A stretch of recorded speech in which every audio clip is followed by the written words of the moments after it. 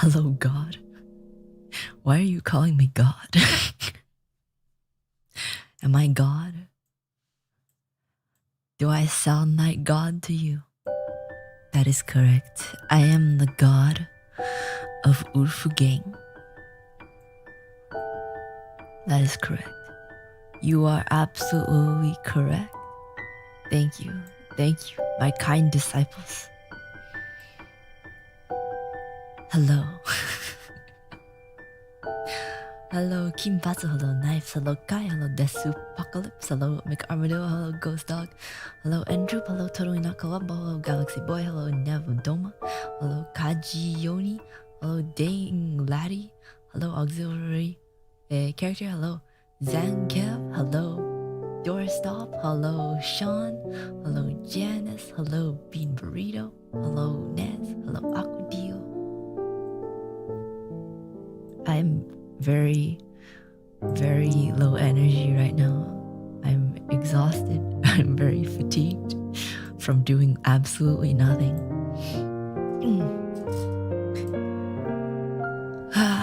I've been morbing pretty hard. But I spent the entirety of the past since yesterday morning. I've been doing absolutely nothing, and I was feeling very restless. I was feeling very restless. I think I watched about 4 movies and 2 seasons of a whole ass show. Been eating a lot of chocolate.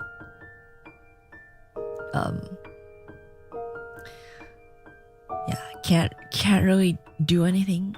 It's getting better, but I have a very little energy right now.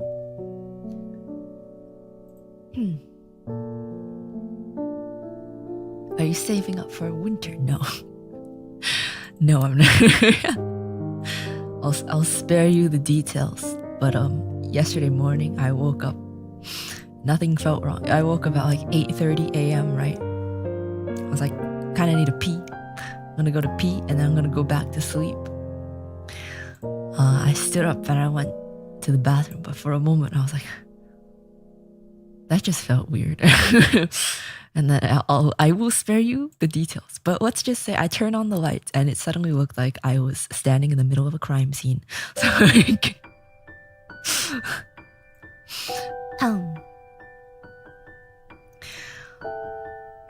so I am very low energy. I've been eating lots of chocolate. I've been eating foods that are supposed to relax your muscles.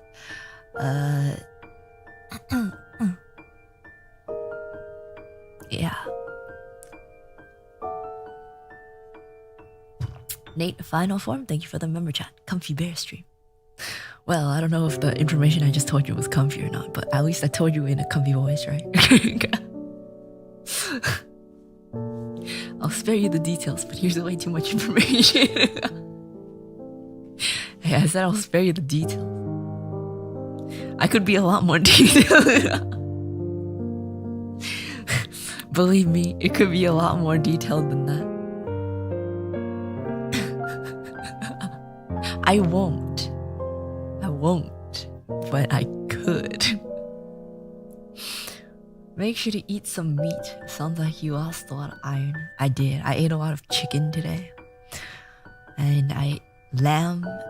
And I ate, I got a Hawaiian pizza yesterday. Because apparently pineapples are supposed to help with some kind of muscle stuff. I don't exactly know the details, but that's what Google says.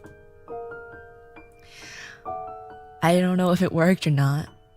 I don't know if it worked or not, but I ate it. Sounds like Facebook mom advice. From what it says, it's like the acids from pineapples and some other fruits does something in your muscles to relax them or something.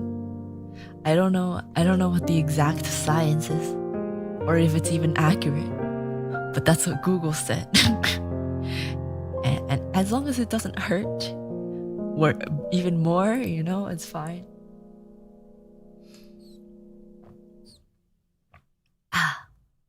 Yeah. And I ate, when you go to Trader Joe's and you get like a whole pound, they sell the chocolate bars in pounds. You can get like the 1 pound chocolate. I got a 1 pound bar of milk chocolate, almond milk chocolate. And I ate like a fourth of it yesterday. I ate a little too much chocolate. I don't know if it actually helps or if it just tastes good, but I ate a lot. White chocolate for the win. White chocolate doesn't help. Because the thing that helps in the chocolate is the magnesium. And white chocolate is just like the fatty excess parts of something. I don't exactly know, but it's not the nutritious part. Dark chocolate is the best because it has the most magnesium. But I don't like dark chocolate. If I eat enough milk chocolate, then it'll become the same as a normal amount of dark chocolate, right? That's how it works, right? If the chocolate makes you happy, then doesn't matter if there's a sciencey reason as to why you feel better. Well, yeah, because I want the pain to go away. Yeah, but then I also made them because I was watching. I didn't want to go to sleep. Like every time this happens, I don't want to sleep because every time you lie down, it's like the grossest feeling in the world. I know I'm telling this to a bunch of males, but whatever.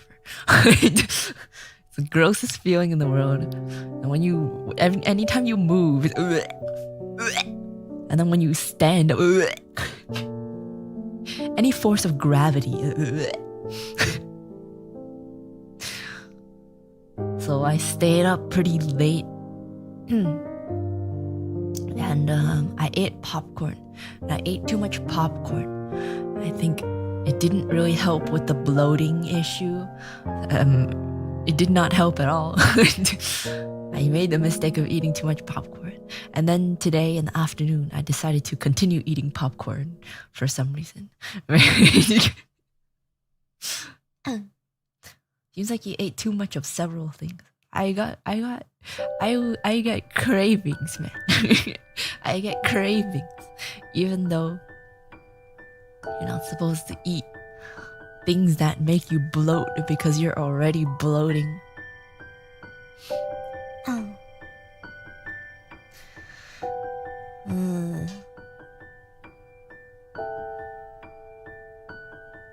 You're our favorite bro, Uruka. Thank you, Urfuge. I am honored to be one of the bros. I am one of the bros. Yeah. But yeah, I am incredibly sapped of energy. Are you dying? No, I'm not. No. I am not dying.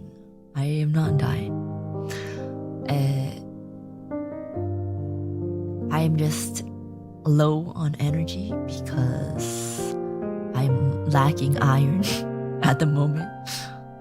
Tears of Lost Socks. Okay, it's time to take the sharing stick away from Uruka. She's used up her time.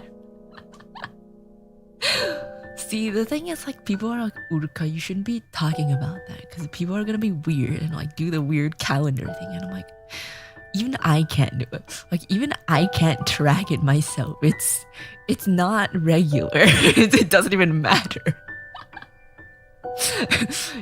Even I can't get any useful information out of any of that. So how is some weirdo gonna do anything about that? The calendar bros.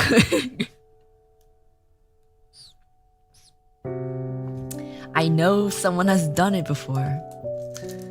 But believe me when I tell you, completely useless information.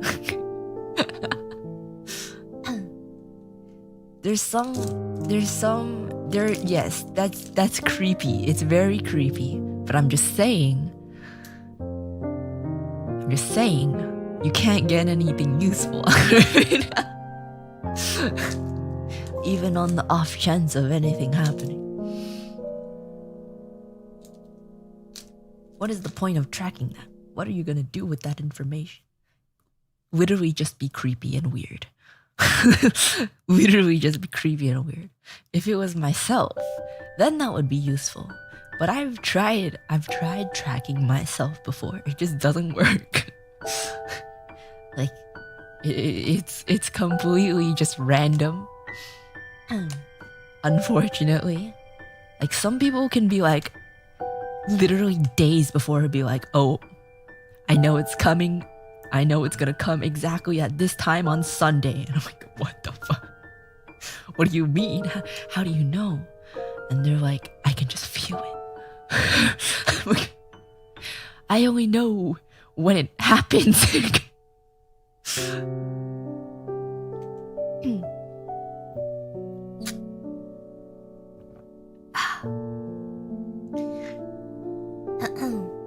Those people are what we call wizards. No, I mean, it makes sense. There's some people who know when it happens, or maybe there are signs, but I just don't pay attention to them. Oji-san, thank you for the member chat. 3 months since I've become a member. Say so, Bear. Let's go. Why do I feel like you've been here a lot longer than that?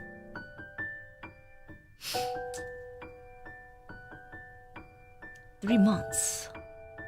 It feels like a lot longer, but I guess not. My friend knows when hers is coming because she gets real emotional.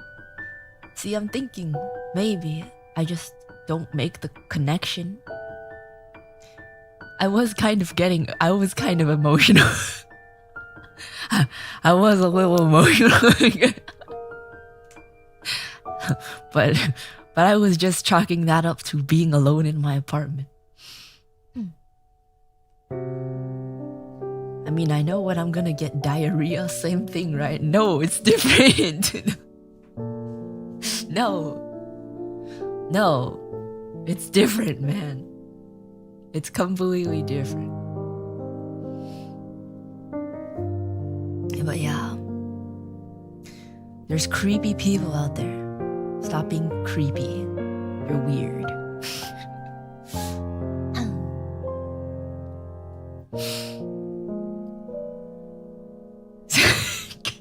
Same thing, different hole. Stop it. What the fuck? Not trying to be weird, but this seems like an intimate topic. I don't know, maybe it's just because I'm used to being around girls that it doesn't feel weird to me. I don't know. Maybe for you guys.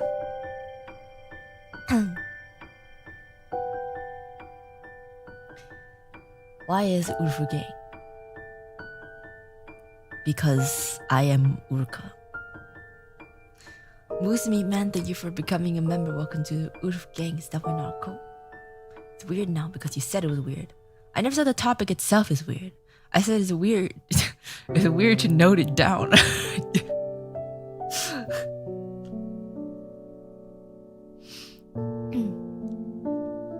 You forget the fact that none of Urufu Gang know what the heck a girl is. You're right. You're right. But I don't blame you. I don't blame you for not being accustomed to women. Fire, thank you for the member chat. If this sort of topic were normalized more, it would be good. Half the population is female, but it's somehow taboo to talk about. I don't understand why it's taboo. Like, sometimes people are like, Uruka, that's gross. But I've been talking about this with my friends, like, casually since I was like 12. Because all my friends are female. All my closest friends since then were female. We're not friends, Uruka. Yeah, I know. I'm just saying. In my head, it just doesn't feel weird.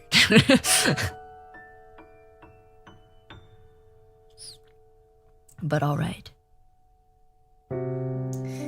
Fine. I can change the topic. We're not friends and we're not female, so it doesn't work. Okay, but like the males that I've talked to were used to it too. Like they didn't care.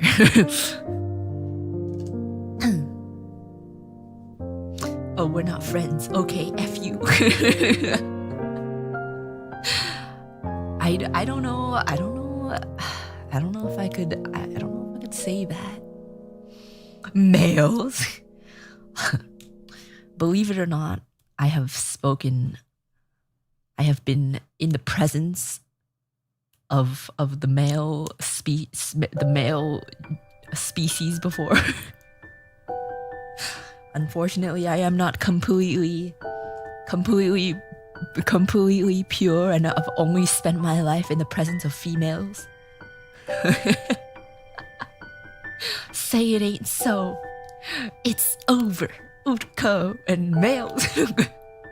You know, the moment I walk into a grocery store, even if I don't talk to them, I'm still in the presence of them, right? It's completely impossible unless you go to like a girls' school or something, which I did not. I've never been to a girls only school or anything. So you're telling me you've been within 100 miles of a male? Disgusting.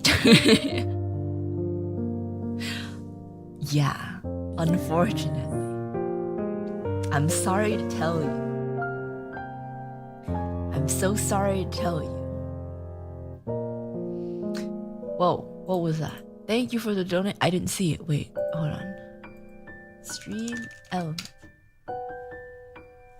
Uruka goes to all-female stores and lives in an all-female region. Yeah, I do anything to avoid male. My apartment only houses females. OG-san, thank you so much for the gifted memberships. Thank you so much. Thank you. Thank you. And OG-san, thank you for the donation on Stream Elements. It's been 5 months since I started watching YouTubers. And the very first was Phase Connect. Oh my god. That's pretty cool, not gonna lie. That's so cool. Let me reactivate my membership so I could be your member for much longer. Let's go. Thank you so much. Thank you so much. Thank you.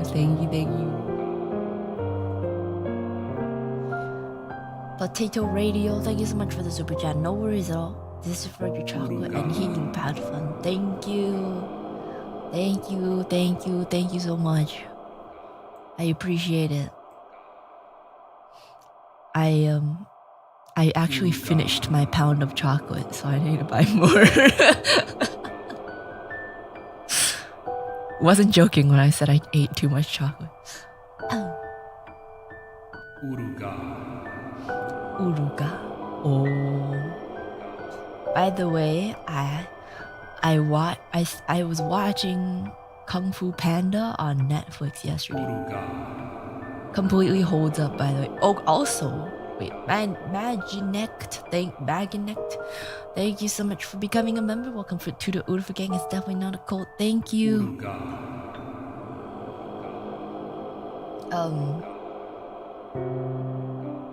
Watch Along is cancelled. I wanted to watch it too badly, so I watched it. It completely holds up. Such a good movie. Although for some reason I forgot that it's like actually set in China for some reason. I don't know why. I thought it was just like a made up land that was just based off of China, but no, it's like actually in China.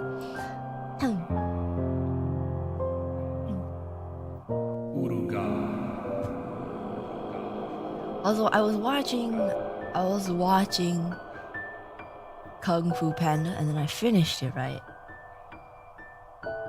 And then these random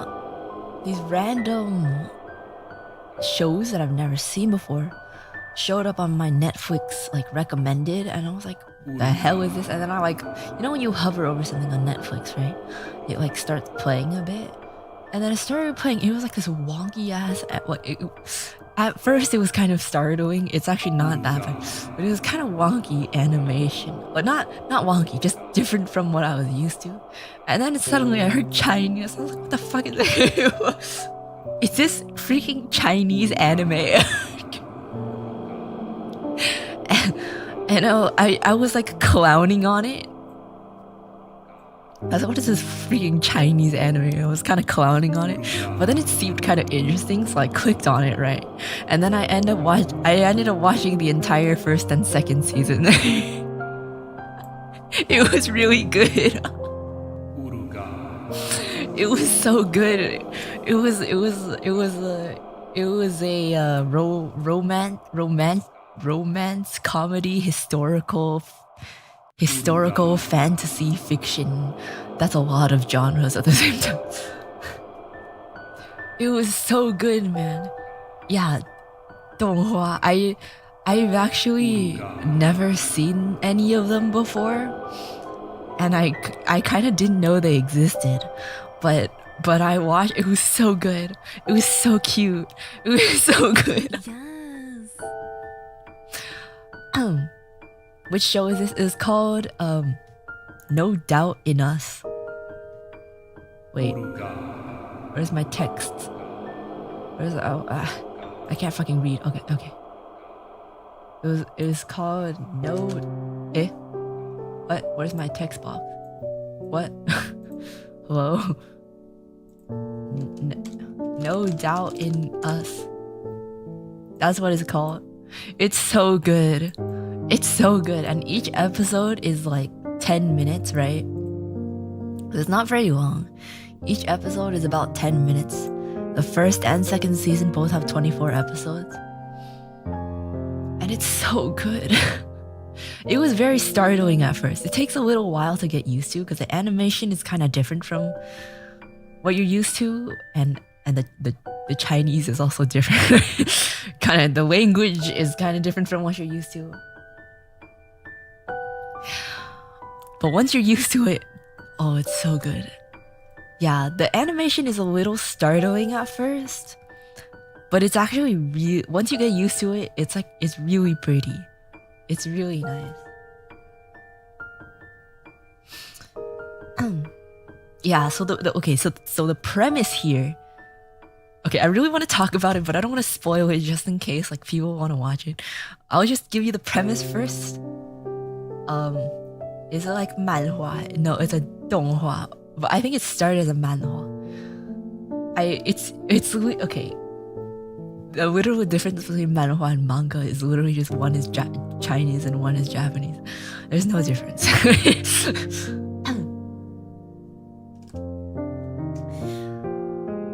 I don't think we're watching your puppet show.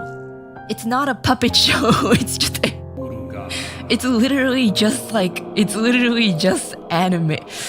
I even recorded one part because it's so freaking cool. Hold on. Let me show you. I literally recorded a whole entire... Wait. It's so cool. I had to record it. Wait. Where'd it go? I'm not gonna play this sound. Oh, look at this. Look at this. Look how... Okay. See this? It's so cool. Once... Oh, it's so cool. Yo! It's so cool. And I don't know why, but it kind of reminds me of the animation in the Pokemon games. But it's so cool. But that's not even the part. That's not even the best part, dude. The romance is so cute. It's so cute. Okay, basically, the premise is there is an okay, it's very hard for me to figure out exactly what their positions are, but basically the main characters are the Emperor and the Empress, except at first they don't get along because the Emperor is like the smart, like scholarly guy, and then the Empress was raised in like a military family. So she's like really good at fighting, but she's also kind of dumb. And they don't really get along. And I was very confused at first because like 5 episodes in, they're like, we're married. I'm like, what do you mean you're married? You don't even talk to each other. And then there's also like other people he's married to, which is I guess not surprised. So there's like the Emperor, Empress, but then aside from the Empress, there's also like these other girls that he's married to, but I'm not really sure what they do, but they're like all fighting for the Emperor's attention, so they all hate the Empress. It's very confusing as someone who's not very well versed in history. Christian Martinez, thank you so much for the super chat. It's 2 a.m. here. I have work later in the morning, but I couldn't miss out on this cozy stream with the best blueberry. Thank you. Good luck with work later on. Yeah, concubines. And it's like so funny because like in the subtitles, they'll just casually go like, oh yes, the royal harem. And I'm like, what the fuck?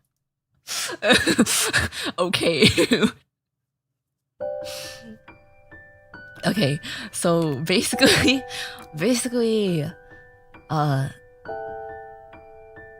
Empress, Emperor don't really get along. And one morning, the Emperor like goes up to the Empress, and she's like practicing her sword skills or something. And then he's like talking to her, and she's like defying him or something. And then he like kabedons her, and then she gets flustered, so she pushes him. But then they both end up falling into a pond and almost drowning.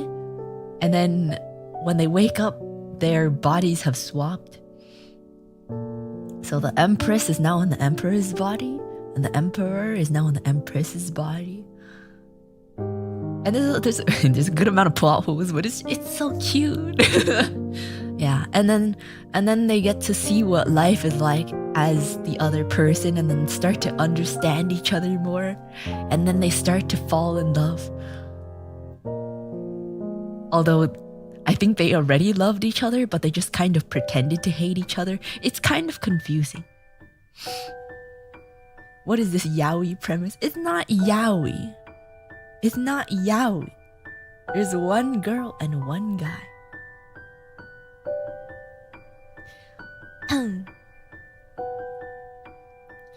Do they do stuff in each other's bodies? No. No. I don't think so. Although they were in each other's bodies for like a very long time, so I assume they'd have to see stuff because they have to use the bathroom and shower. And I don't really know. It's very confusing because okay, I'm gonna spoiler now. If you actually want to watch it, stop listening right now.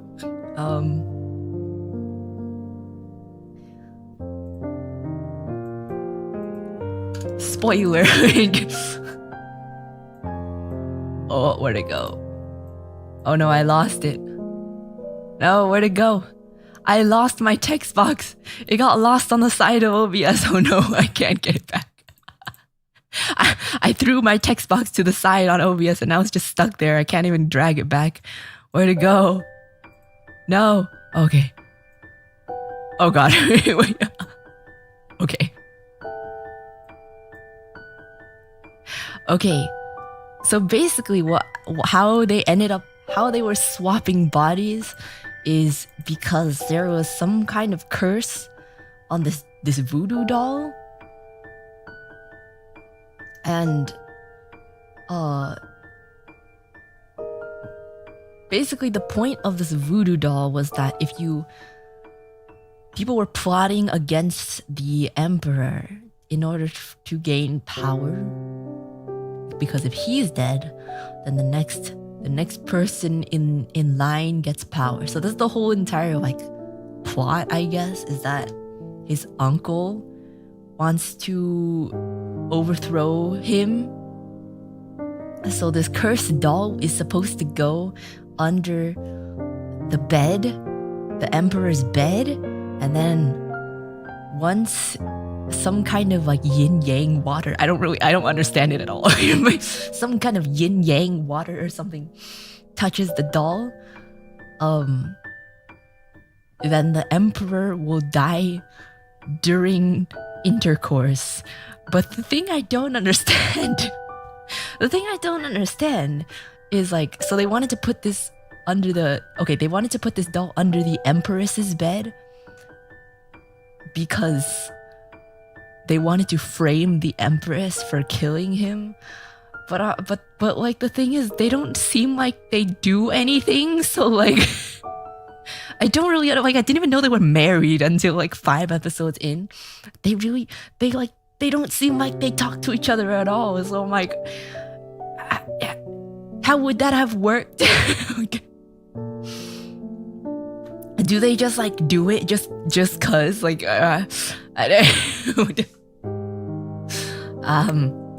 so I don't really understand. But the thing is, like, the emperor like takes turns spending the night in each of like the emperor and concubine's quarters or whatever, right? So I don't really know if he actually does anything, but he doesn't seem to like actually show any feelings towards most of them. So it's kind of confusing.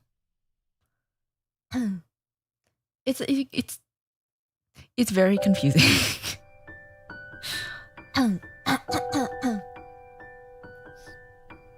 Yeah. However, it is revealed in the end that they actually loved each other as children, but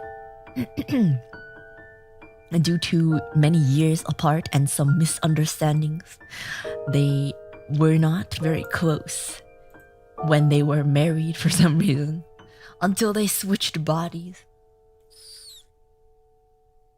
Yeah, they were childhood friends. Okay, so the thing is, the Empress, right? The Empress from a military family. She pretended to be a boy as a child, and she played with the Emperor as a child, but she pretended to be a boy, and her name was different. But it turns out in the end, the Emperor knew that. It's very confusing.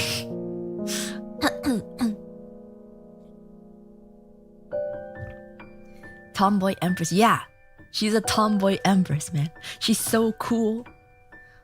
She's like a super good fighter, but she's like kind of dumb, but she also gets smarter. See, they have like character development. Like, she's kind of dumb, but because she has to act as the Emperor, she gets smarter. And then the Emperor is very bad at fighting, but he's very smart.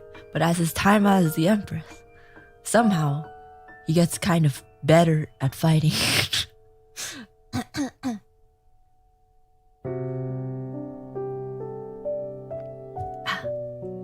It may be confusing, but the way you're so excited to tell us about it is worth all this confusion.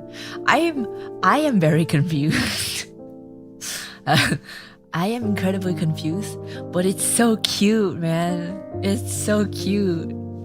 And I watched the entirety of it in less than 24 hours.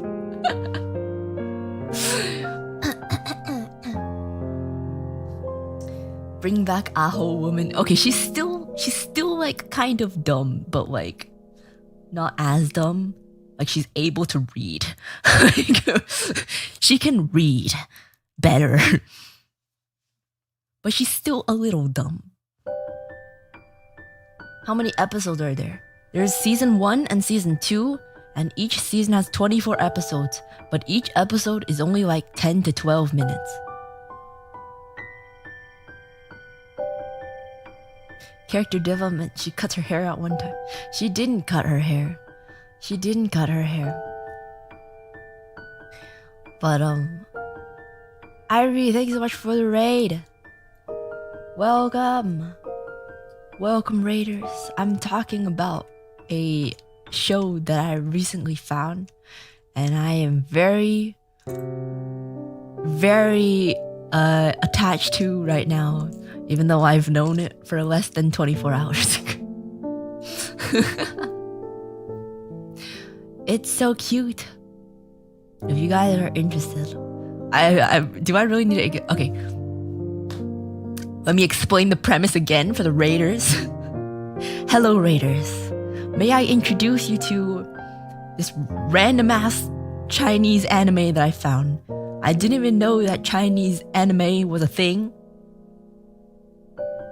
and I was clowning on it for a good bit until I watched one episode, and then I watched the entirety of the rest of the series. Play the scene. Oh yeah, I need to play the scene. Oh no, I deleted it. Wait. I need to play the scene. Wait. Watch the scene. Look at it. Look at. Oh, whoa, whoa, whoa. So good. Oh, she's so cool. She's so cool. Oh my god. Oh. She's so cool. Dude, this part, wait. This part, wait, where'd it go? This part, oh. Whoa.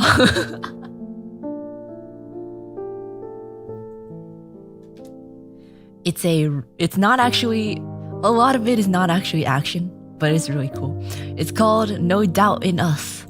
And it's a romance. Let me think of it. It's a romance, comedy, historical fantasy fiction drama. Yeah.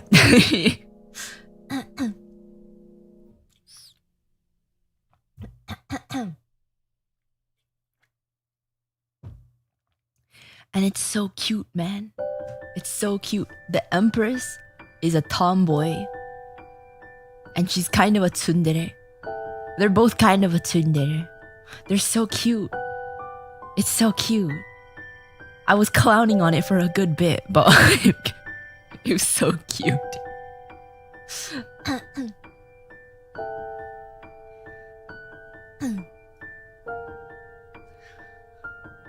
Don't forget the tomboys, yeah.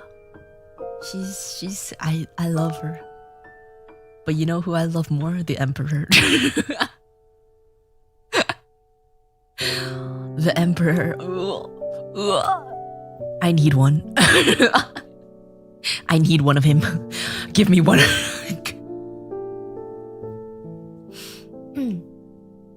I watched a Chinese anime a few months ago where the main character able to control scissors as a weapon. The romance in that one's also cute. Control scissors?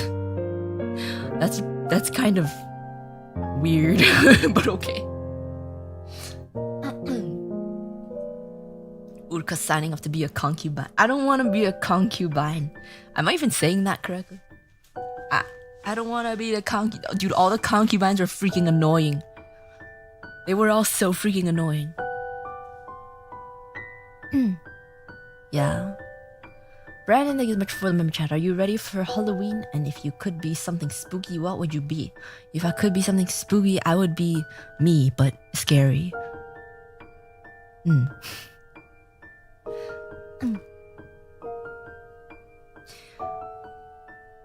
Yeah. This is the like literally the whole entire plot is just people keep trying to kill the Empress and Emperor, and they keep failing, and they love each other more and more. I don't know. Yeah. I don't know. I'm very attached to this now. I don't know if I regret giving it a chance because I am too attached to it now, and at the end, like, it's already the end. There's not gonna be a new season.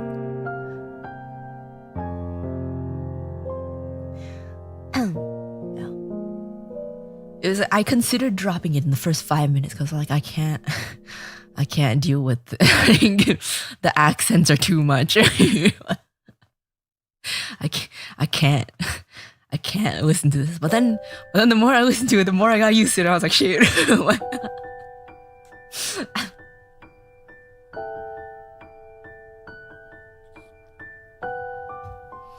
an English dub. Maybe? I don't know. I can check. I don't know.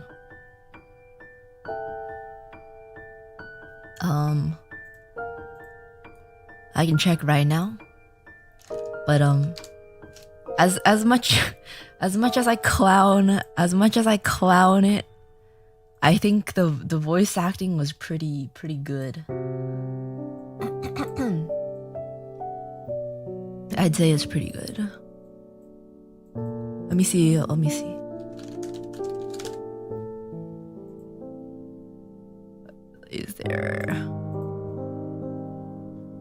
Are there dubs? Let me see. I don't think there's any dubs.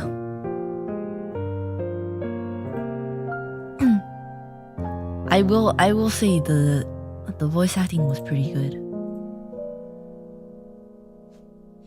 You can understand. Can you understand Chinese? I understand a little bit of Mandarin Chinese. Except I do not speak in the same accent as the people in the show. So it's very hard to understand. I don't actually know exactly what. It's just like a typical. What do you call that? Like a normal Chinese accent. I don't know.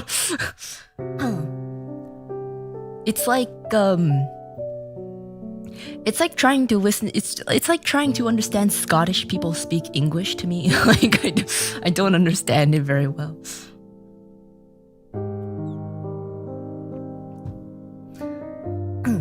Imagine an English dub, but it's recorded by the Chinese actors that learned the English lines phonetically. Oh no. I don't think at that point just don't.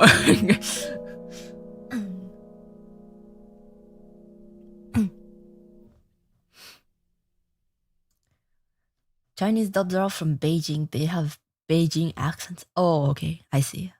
Yeah, I don't really know. I'm not really sure what their like regions are, but they all just sound the same to me. I don't know if that's bad, or maybe I just haven't heard other regions. But yeah,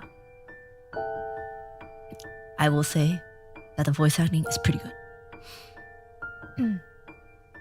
Can you say blue bears climb trees? Blue bears climb trees? I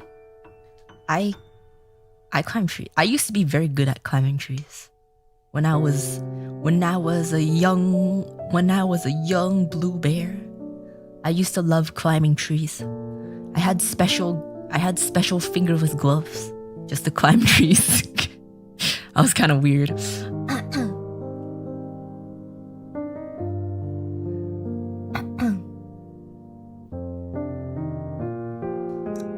I meant in Chinese. What? Why? I don't even know. Blue bears climb trees. 蓝熊 how do you say that? 蓝熊爬树 蓝熊爬树 I think that's. I don't know.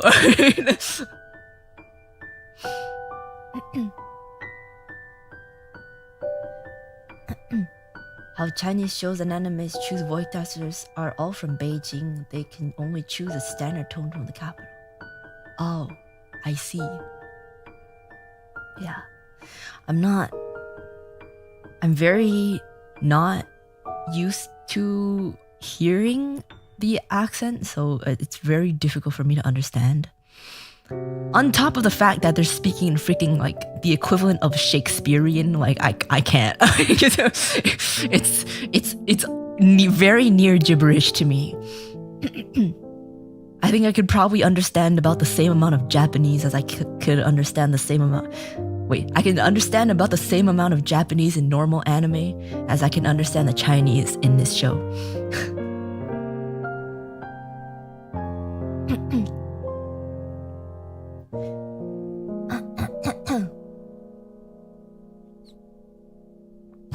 Are you gonna check out the No Doubt in Us manhwa? No, I'm not. I searched it up and it's pretty much the same. Like the ending is the same thing. So I don't see any reason to. I prefer to watch rather than read.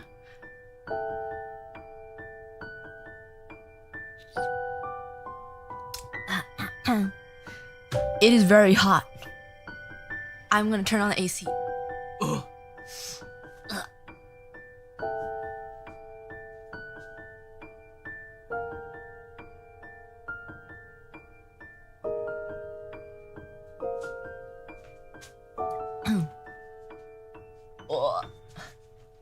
Turn on subs. I did have subs turned on. Otherwise, dude, even with the subs turned on, I couldn't even understand.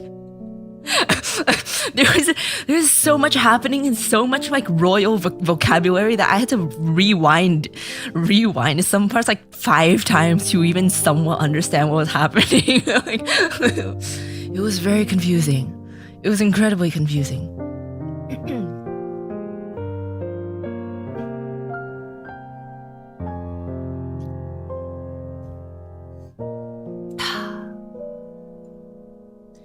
Standard Mandarin is probably what they were speaking. It was, but it's not like a standard.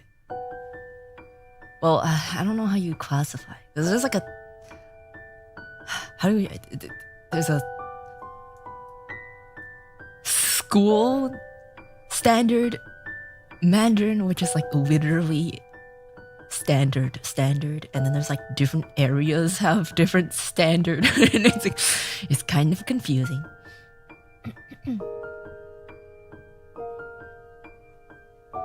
I'm really into like historical fantasy settings. So, but the thing is, like, I'm not super into the ones that are literally just like war and then more war and then war.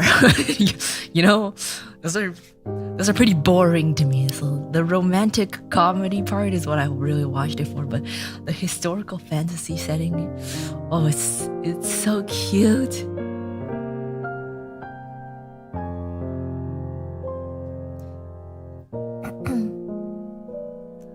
Leafbug, thank you for the member chat. I missed 2 years like a dope. Hope you have a comfy time.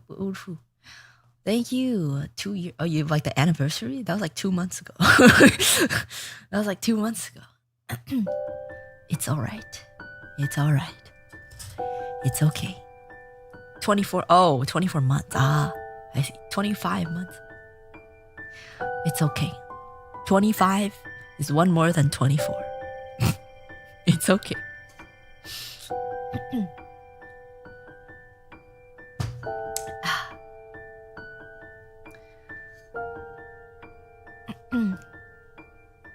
5 honorifics a person minimum. Dude, literally though. Like people, there's like literally 5 different ways to just refer to like yourself. I didn't even know that.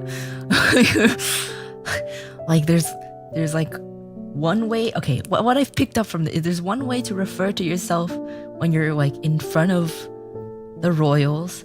There's another way to refer to yourself casually. There's another way to refer to yourself with like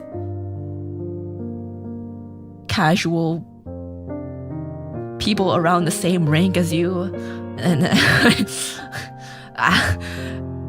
people don't talk like this in real life.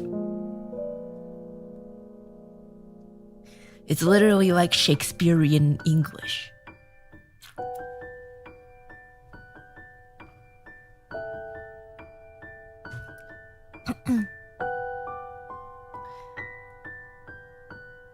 What is BGM called? I'm not really quite sure what it's called, but I think I have it linked. Do I have it linked? I thought I had it linked. It might be in the description, and if it's not, I will put it. I can't find it right now.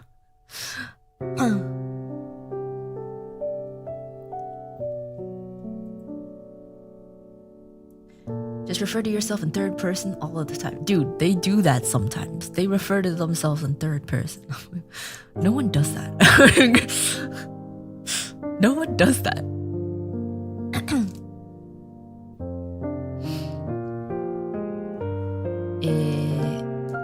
Professor Jamal, thank you for the memory chat.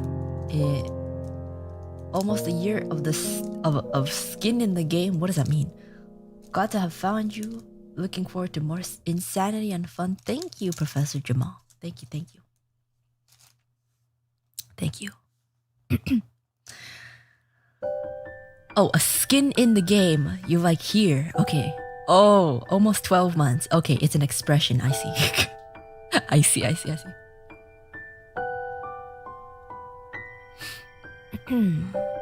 Seen some political meetings and they talk the same.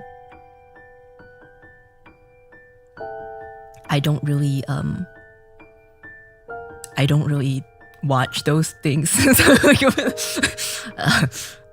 I don't really watch, so I don't know how people refer to themselves in official settings.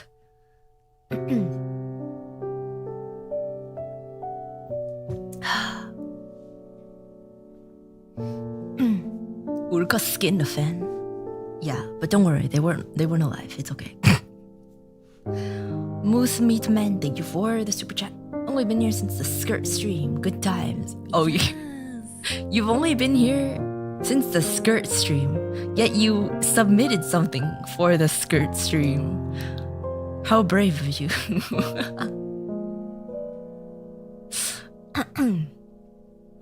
Dude, I've never been to China. I've never been to China.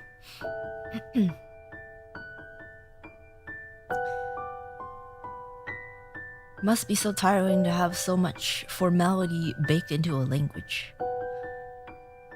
Though I guess if you grow up with it, you don't think about it. See, the thing is, like, people don't talk like this. Like, in real life, people don't talk like this. Like, it's only in those kind of historical settings, I feel. Or maybe they do, and I'm just dumb. I don't know. Monday Luhans, thank you so much for the... Oh, I forgot this. Thank you. Thank you so much for the red super chat. Thank you. I appreciate it so much. Anybody ever told you that you're so cute, Uruka? Love ya. Thank you. Some of you guys tell me from time to time, but sometimes, a lot of the times, I don't believe you. But if you insist, thank you. I'll take it. If you insist.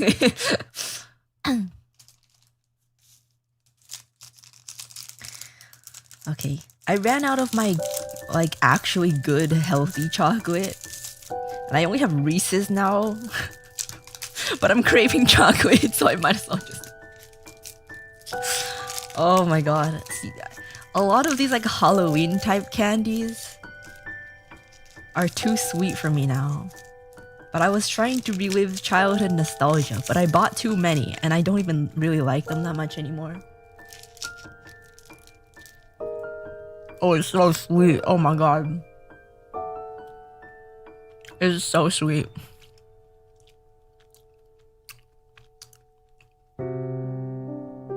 Dear Lord.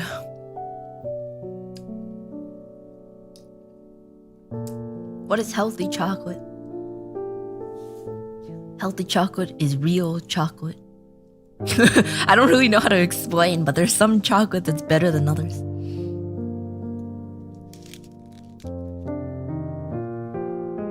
It's so sweet, oh my god. Reese's isn't made of real chocolate or real peanut butter, and I love them. I used to like them a lot. I think back in the day... Oh. Leif Boog, thank you so much for the donation. You're cute, alright, until you start making spitzicles. What? Spitting into a bottle isn't cute to you? You don't think I'm cute when I'm spitting? If you can't have me at my spitzicle, then you won't have me at my... you Anyway.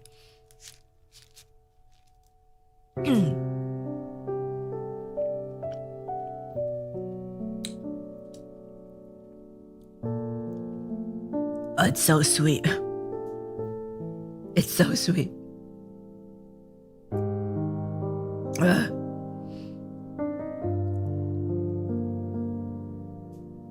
It's so, I can't even swallow right now. It's so sweet.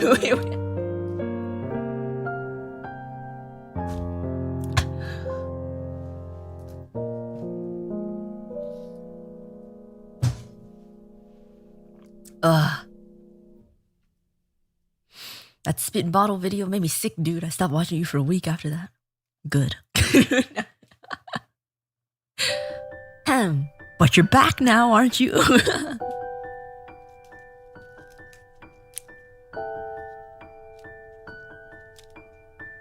See, when I was a kid,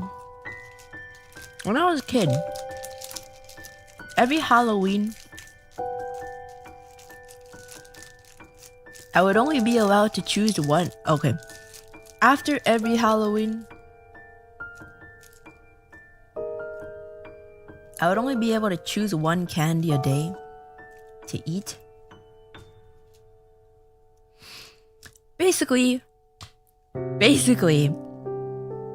as a child growing up, my palate/diet was very controlled. And once literally immediately after I left, I started gorging on literally everything that I was not allowed to eat. Until it made me sick. So I ended up just going back to the normal palate, which I guess was the goal for them. But the thing is, like, in my head, if you just let me eat as much Lucky Charms as I want until I realize that it makes me sick, won't I realize that I shouldn't eat that many Lucky Charms because I will get sick? Or is it like as a child you don't realize you get sick? Or maybe as a child you don't get sick? I don't know.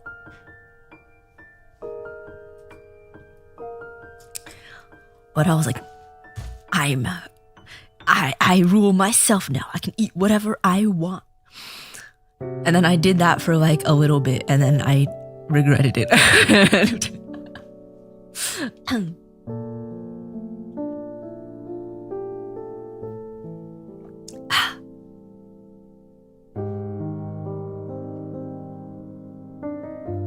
think it's better to get healthy habits when you're young. It's hard to unlearn bad behavior as an adult.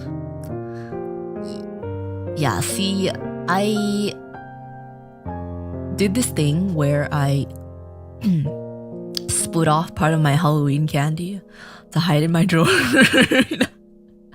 So I would get the one that I got to eat every single day. And then I would take some out of my hidden stash in my drawer.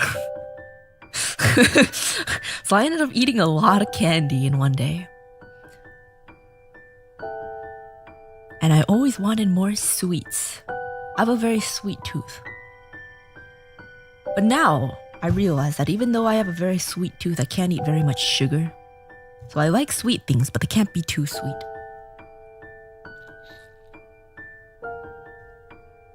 Last year, I discovered the joy of Lucky Charms.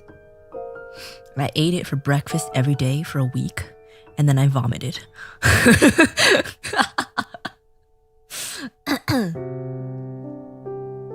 It was great until it wasn't. I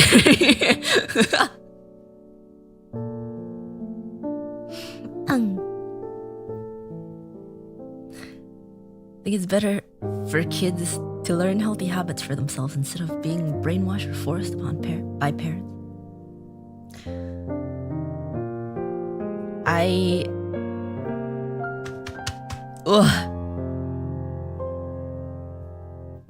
don't know. I am thankful, I think, because I feel like there are a lot of things that I could eat as a kid that I can't eat now. So thinking back on it, I feel like if I could, I probably would have eaten a shit ton of things that I probably wouldn't be good for you. Probably wouldn't be very good for you. And my palate probably wouldn't be as healthy today if not for that. And I know some of you guys are like, you healthy, but I assure you, I eat quite healthy compared to a lot of people.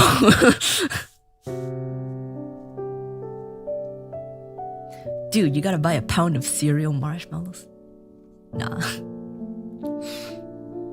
Nah. I can't. Did your favorite Taiwanese place shut down so you're craving all kinds of stuff? Yeah, man. I'm so sad. I've been searching all over for another Taiwanese restaurant. I can't find any. I'm so sad. Like, where am I gonna get my food?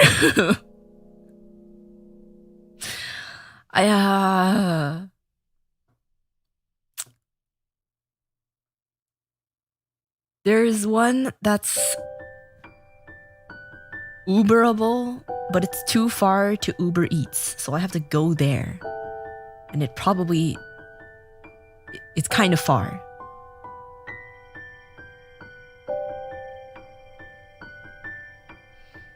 What was your favorite thing to get there?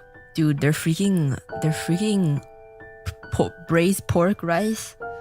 Their braised pork rice and their beef noodle soup. Oh my god, they're so good. They're so freaking good. Oh. I wasn't intended to. I was trying to say I space you know, like except I was trying to say and then continue the sentence, but then I forgot what I was gonna say. I wasn't trying to.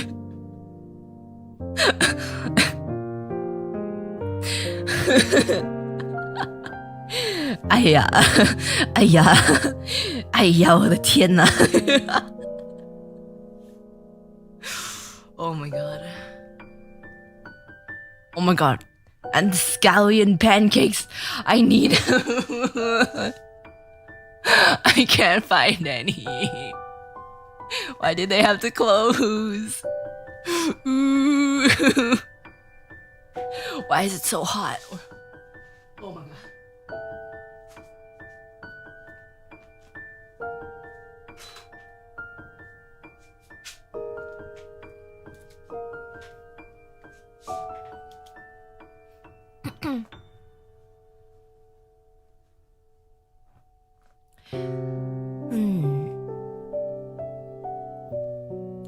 Gonna go open a Taiwanese restaurant. Be right back. You can open one wherever you want. It's probably not gonna be near me. Just cook. Dude, I don't know how to make it. I don't know how to make it, man. How do you braise pork? How do you loo the roe? Like, I don't know how to loo the roe. I need to make the loo roe fan, but I don't know how to loo the roe. I only know how to make the fan.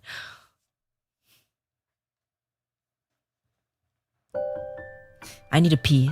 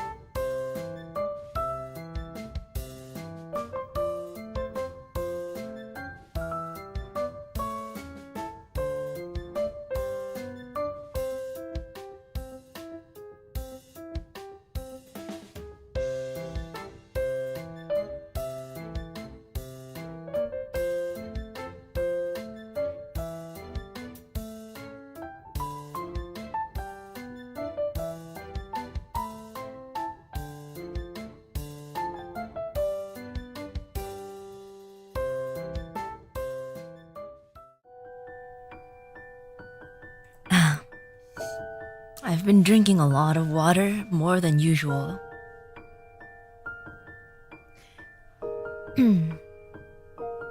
So yes, the pee comes out quite quickly. Mikamadil, thank you so much for the super chat. Yeah. I was asking someone, I was like, okay, so basically, wait, let me. Duro fan.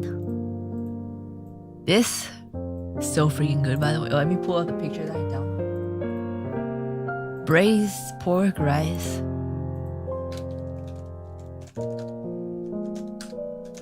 It's translated pretty much word for word. But where's my picture? Oh, here we go. This is what I want to make, right? I don't freaking know how to make it. I was asking someone, I was like, how do you make the freaking lu row and the lu row fan? And they were like, you just lu the row. And I'm like, that's not an answer. I don't know how to lu the row. What do you mean?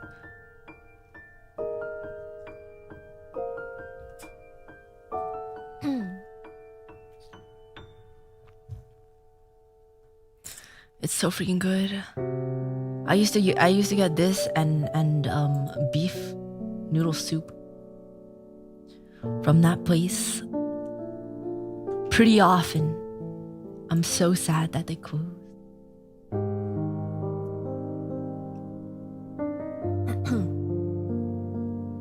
You basically boil the pork fully, then stew it. See, I don't know how to do that. I don't know how to do that.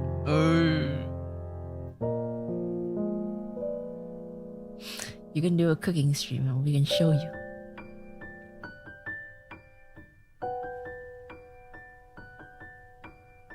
$75K cooking stream. Promise. Or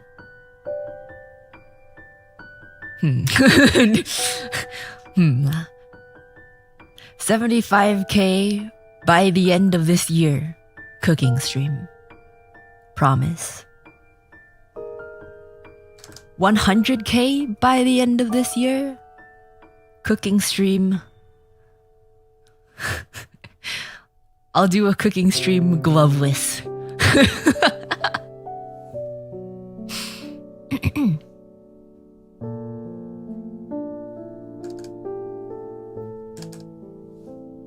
But that's not gonna happen, so.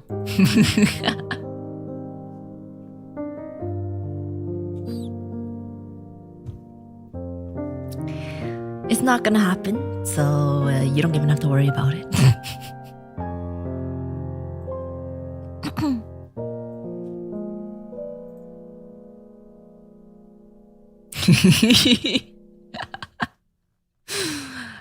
If you want it, you know what to do. 70K for feet? No. It is the entire world population for feet, because that's not happening.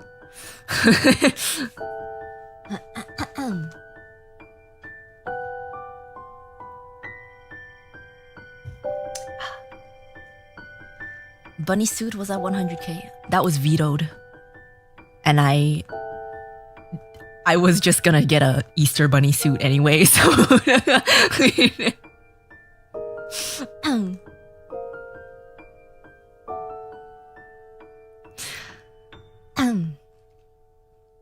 but when I went on vacation / touching grass session, I've been reminded of how much I miss Taiwanese breakfast. So I've been frantically trying to search for places. I just can't find any that are close enough. I just want my nice fresh soy milk. Is that too much to ask? I can't find any of it here. It's so bad.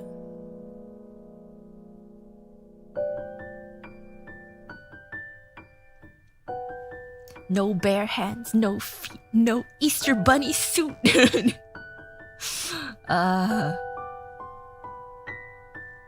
To those of you saying ew soy milk, you haven't had real soy milk, okay? Okay, maybe you have and maybe you don't like it. But if you haven't had real soy milk, don't ew it. It's different from the grocery store soy milk, okay? Fresh soy milk is so good. Taiwanese breakfast soy milk is so good.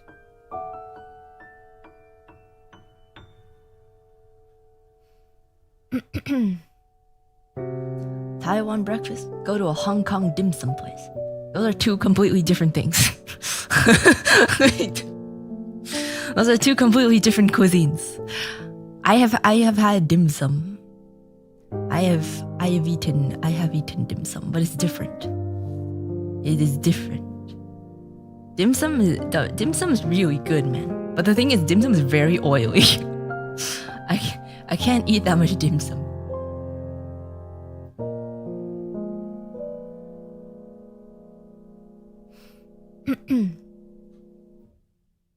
Sad people. Soy milk is good. It is good.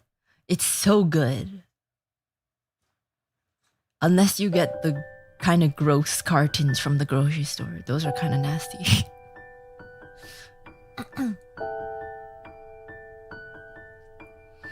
Dim sum sounds like you just made it up. What? Have you never heard of dim sum before? Did you know that dim sum, the literal translation is snacks? The literal translation.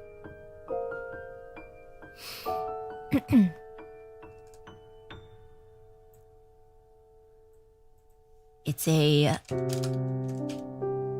I don't know what picture to show you because it's not just like one thing.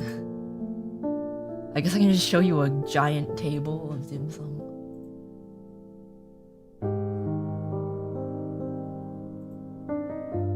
Here's some dim sum.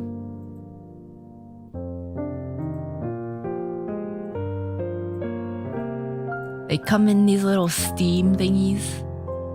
Steam plate pop. What do you call these? I don't know what they're called. What are the things called? Steamer. The steam things. They're steamers. It's pretty good. Yeah. A lot of the times for family gatherings and stuff like that, people get dim sum because it's kind of like, it's considered one of the fancier kinds of cuisine, I guess. Like, it can be casual, but it's one of the higher end kind of restaurants usually.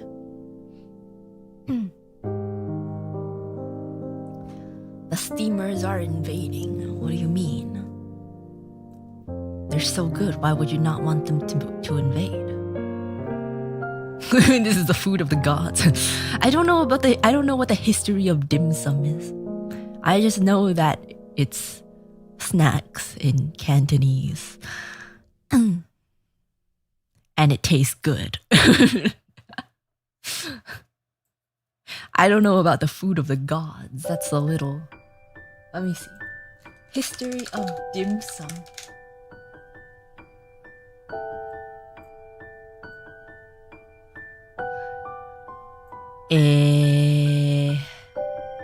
Wikipedia. What is the origin of dim sum? That's not helpful. I said, what is the origin of dim sum? It doesn't help to tell me where it's from. I need to know what the origin is.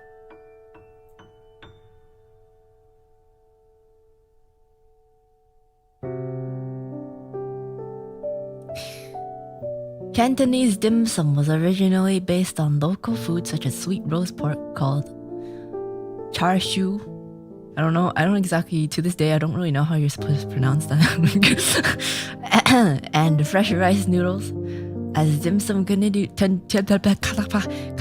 to develop, chefs introduced influences and traditions from other regions of China, which created a starting point for the wide variety of dim sum available today. Didn't really answer the question, but I'm guessing that it's not the food of the gods.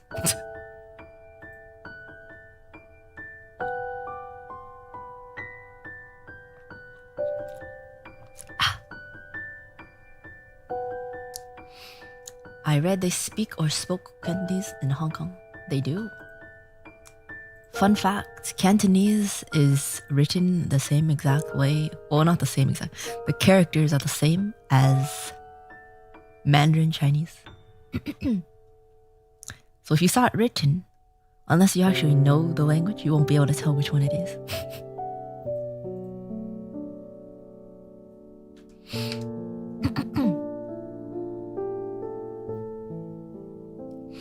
Just a dim sum for lunch, siu mai and ha gao.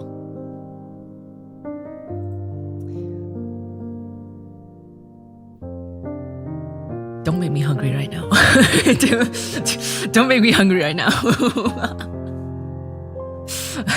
Do not make me hungry right now. Do not make me hungry right now. Especially because wait, actually no. I have a very expensive Taiwanese restaurant kind of near me. It doesn't help because it's too expensive. You want to know what it is? Din Tai Fung. It's so expensive. My God.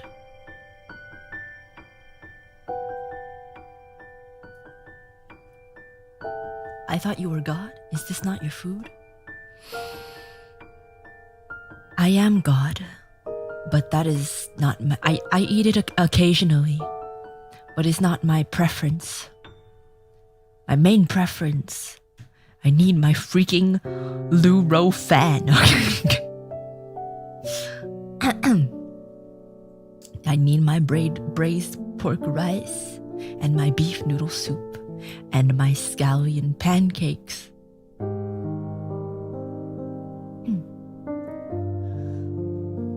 Din Tai Fung is expensive, but their quality is so bad. Dude, no, Din Tai Fung is so good. In Taiwan. It is kind of bad in certain other areas. And it's much more expensive as well. You can get, guess what? You can get 10 soup dumplings for $17 USD. Isn't that amazing? That's such a great deal. Oh.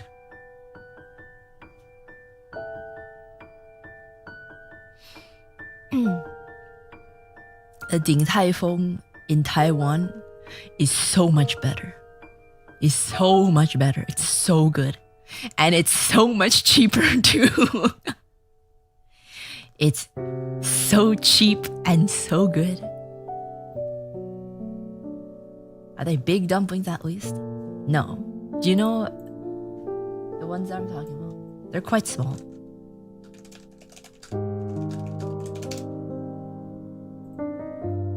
I am being deprived. I'm being deprived of food, man. Or at least food that I want. They are very small, actually. They are quite small.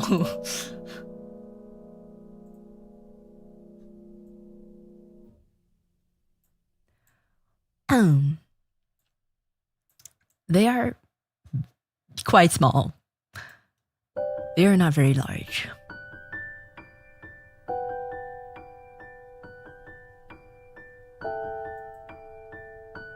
Yes. What a steal. She literally stole them.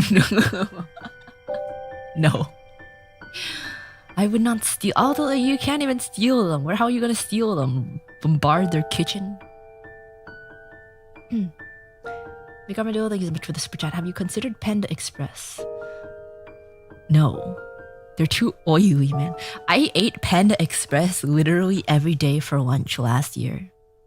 I'm not even joking. Like almost every day last year, I ate Panda Express for lunch because it was the closest thing to where my engagements for the day were.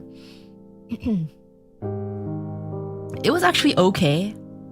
It was actually okay at the time. But I tried it recently as way too oily. Like my stomach was rebelling. It literally felt like I was drinking oil. It's American. It's American Chinese food. It's like comparing It's like comparing Domino's to Italian pizza. It's decent. Not really Chinese food, but it's decent. You know who really, really likes Panda Express for some reason? Sakana, the CEO of Face Connect, he loves Panda Express. He absolutely loves Panda Express, and I don't know why. Meatitarian, thank you so much for the super chat. The only thing she stole was my heart. No, seriously, give it back. I need that.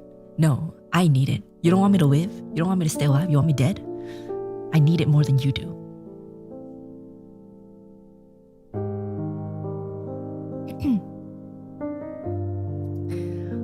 I knew you were gonna say Sakana. For real? Yeah, I'm not even joking. Like, that's like one of his favorite places to eat. Not even joking.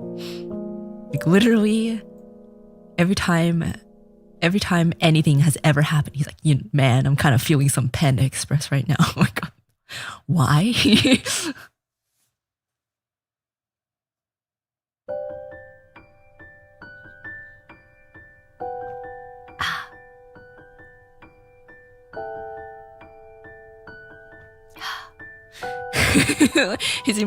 His approval in terms of food isn't something that fills me with confidence. Yeah, me neither. But actually, no, he has a pretty good sense of good food. But not when he cooks. He can't cook, but he is good at finding good food places.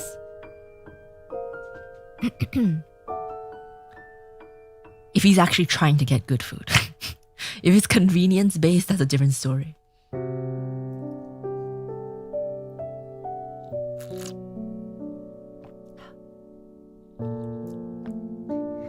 I eat Panda Express for convenience, and also for after eating it for an entire year, I'm kind of sick of it.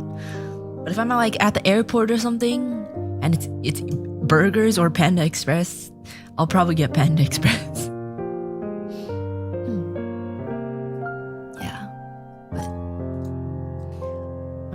I'm so sad, man. How am I gonna get the normal food of my palate? Can't get it anywhere. And I don't know how to braise fucking pork. Excuse my language. I was so happy when I found that place, man. Like, it was so close by. It was so convenient. Man. Actually, there were two Taiwanese restaurants near me. One of them was actually walkable. And both of them closed. I'm so sad.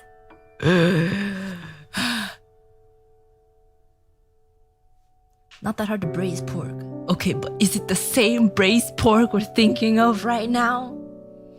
Is it the same braised pork we're thinking of? Is it the right row that is lewd? Did you loo the right row? Watch a tutorial. Dude, this pork, man, it supposedly takes a very long time because you have to let it marinate. You have to let it marinate in something. I don't really know.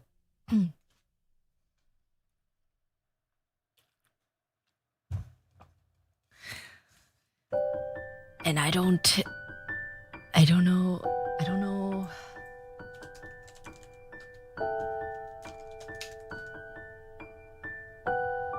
Not sure if I can do that. Yes. JP, thank you so much for the super chat. moving to better food funds. I can't just move. I can't just move for food, man. I can't just move for food. I can't believe Uruka's favorite restaurants got shut down this fast. I'm so sad. I can't cook that, man. I can't. Like, even when Mama Bear cooks it, it's not the same. It's not the same as, it doesn't taste the same as the restaurants, man. So if I try to make it, it's gonna be even worse.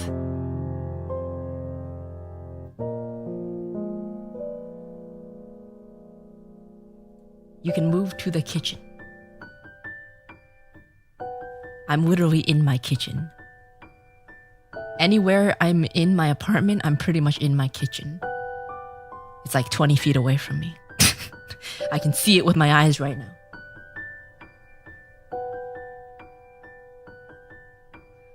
Find a restaurant recipe. That's what Mama Bear does, though. You can't just find the recipe and expect it to taste exactly the same.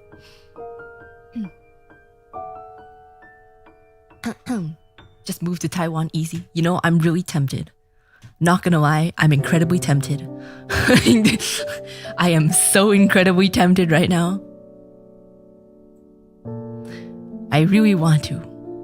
Honestly, even food problems aside, I kind of want to, for a bit, just to experience other places.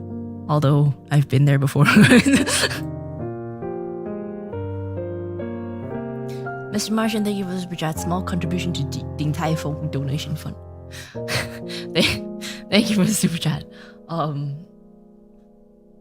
I probably will only do that once I find someone to go with. I wouldn't move just for the food. I've been tempted to move to Taiwan for the food. See, that's different, okay? That's different. I would totally move to Taiwan just for the food. Anywhere else? Anywhere else? No.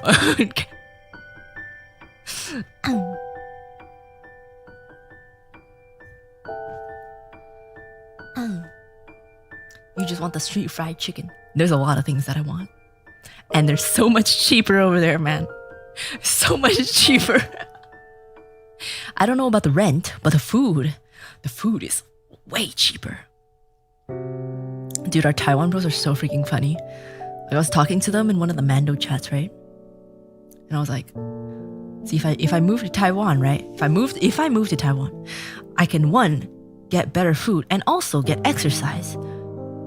Because I have to walk to get the food and then walk back. And they're like, are you really going to exercise? Because the food is probably only 2 minutes away. You know? And I'm like, you know what? That's true, bro. That's still 4 minutes of walking.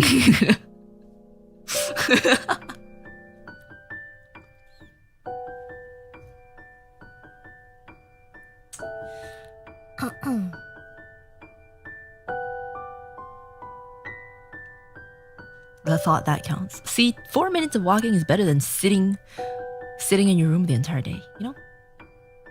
And also, I'm pretty sure I would go outside more if I was there. Because there's more stuff to do. Why can't you just walk now? I should walk 2 hours to the nearest Taiwanese restaurant. I don't actually know how far away. I don't know how far away it is, but like, there's a lot of things that you can't really walk to here. You can't just simply walk. Things are a lot more convenient in a lot of Asia. There's a lot more convenient like food and shops and stuff.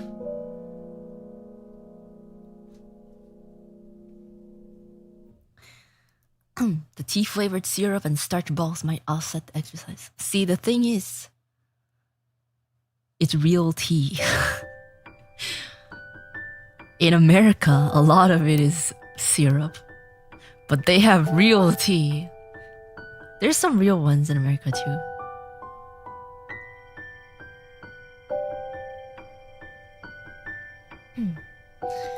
You cannot simply walk. Exactly. You cannot simply walk. Dude, I did not know this. You know wok, like the pan, wok kind of pan? I literally just found out that wok literally just means pot in Canto? I think maybe. In some Chinese language it means pot. I did not know that.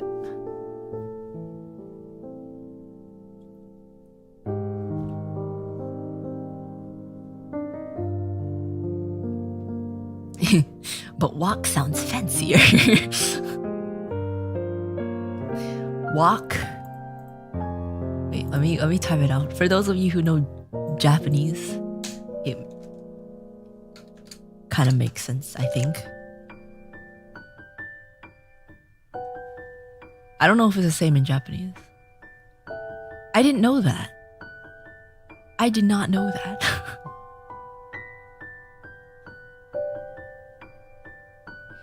Wok is wok.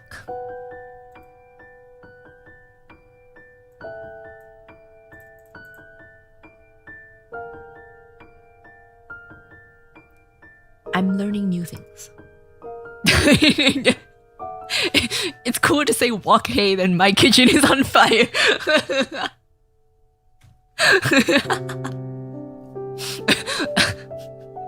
Okay, but the difference is one of them is a good fire. The other one you probably don't want on fire.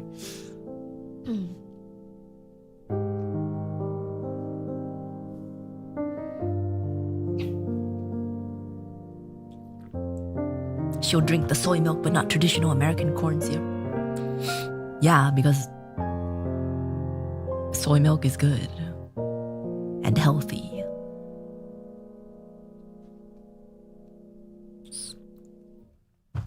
Are you an owner of a wok? I do not have a wok. I actually only have one frying pan. I have one frying pan and one pot. Actually, no, I have two frying pans, but I never take the other one out. I have two frying pans, but I only use one, and then I have one pot.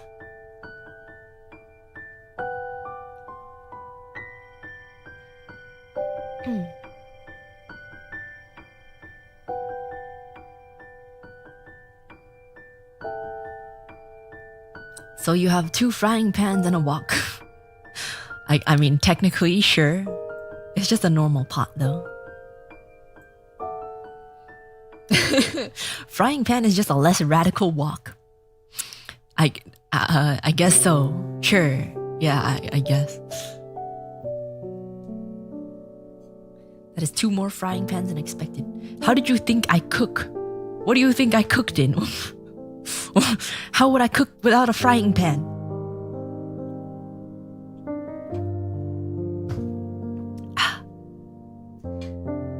Microwave. You said you don't cook. I do cook. I just don't know how to cook very specific things. I can sustain myself perfectly fine. There's just certain things that are too specialized. I don't know how to cook it.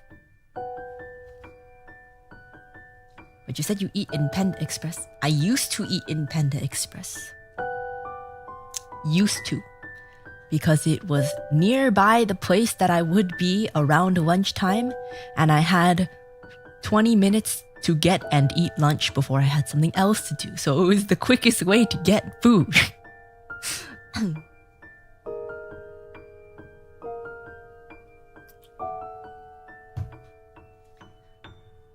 Opening a bag of lettuce isn't cooking. I never said it was. But I do actually cook sometimes. I do actually cook sometimes. I stir fry meat. I make steak sometimes. Although that's literally just putting meat on a pan. I make rice. I make vegetables.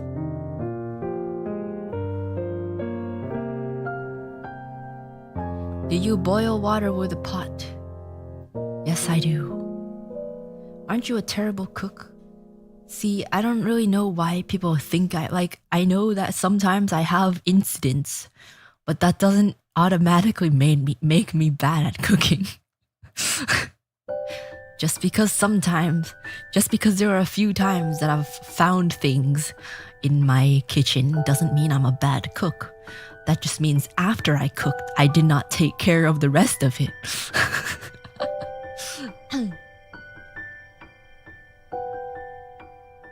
I wouldn't say I'm amazing at cooking, but I can cook well enough to sustain myself. And it doesn't taste bad. It tastes pretty good, actually, in my opinion.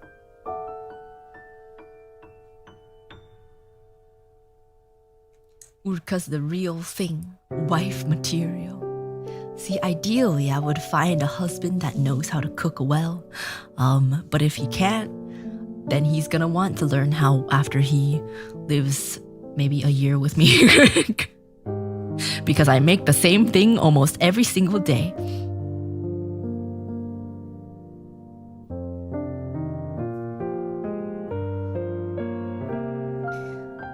How do you measure the water in rice?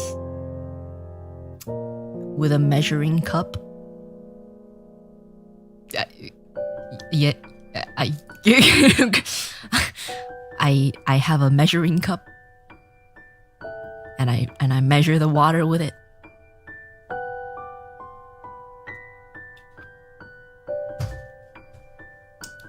Why is that the wrong answer? It works for me every time. I'm pretty decent at cooking. Name a dish you made. I don't name things. I just make stuff and it tastes good.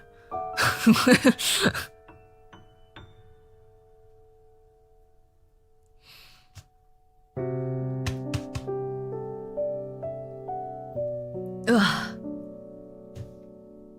People measure the water? I just drain the excess after cooking? What the fuck? What? Why is there excess water after you cook rice? What? Wait, what do you mean? Is your rice soggy? Do you have your rice in water soup when you open your cooked rice? What the fuck? Ew. Huh?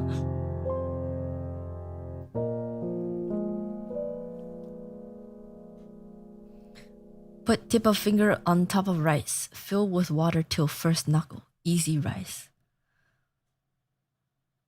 Okay, but the thing is, the measuring cup works perfectly fine, so why would I do that? Also, I only make like half a cup of rice at one time, so I feel like filling it up to that point is probably too much water.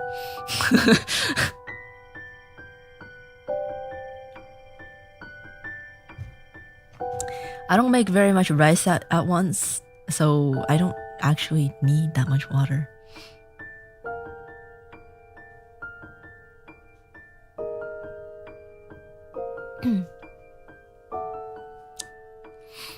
People don't know the finger water test for rice. I make my rice in an instant pot, which requires less water than a rice cooker. If I tried it your way, it would become very soggy, probably.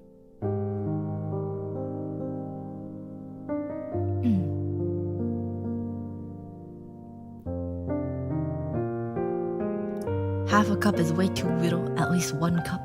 Why? I like my rice fresh. Sometimes I make 1 cup, but even so, it only just barely covers the layer of the bottom.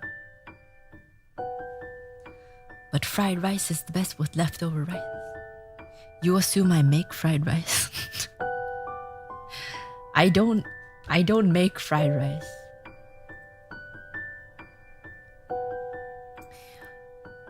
I need the restaurant flavor fried rice, which is usually just MSG, probably. I don't actually quite know, but the flavor of... Okay, some restaurants have really bad fried, but the ones who have really good fried rice, I don't know what they do. I don't know what they do to make it taste so good. Who's on first? Thank you so much for the super chat. Who would win a Face Connect cooking contest? Probably not me. I would say maybe Shina or Lumi or Tenma. I don't know about the rest of them.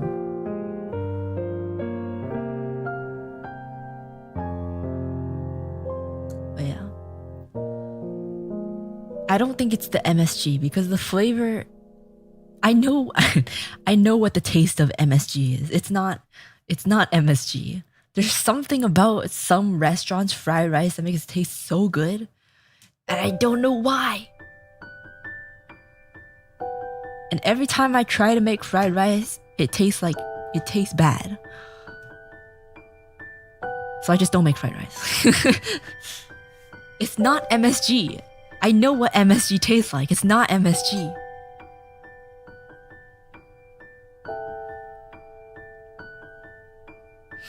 As a kid, I was obsessed with watching the Food Network. Cooking is fun if you treat it like an art. See, occasionally I get excited about certain recipes that I really want to eat, and then once I actually start doing it, then it's kind of fun. But the thing is, I'm usually very pressed on time, so I don't really think about it that much, and I just make whatever's quick. Which is why I'm incredibly sick of instant noodles at this point. If I need to eat instant noodles at any point in my life from now on, I will probably vomit.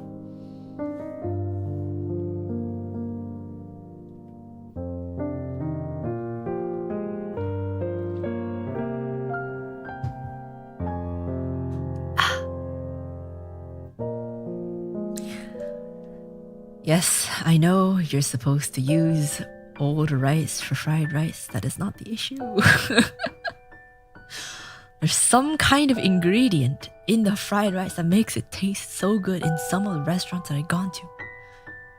You know, when you go to a street stand in the night markets of Taiwan, what are they using?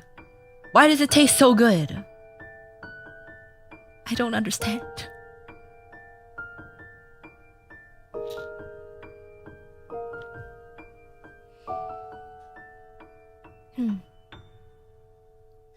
I'm a cook. Restaurant food is usually better because they use more salt, cream, or butter than you would at home. Home cooks also tend to underseason compared to restaurant food too. See, I don't understand the thing about the fried rice, man. It's not salt either. It's not salt or MSG, because if it was, I would not be able to eat it. I know it's not. I know for a fact that's not. It's something else, and I'm losing my mind because every time anyone I know tries to make fried rice, it does not taste anywhere near the same.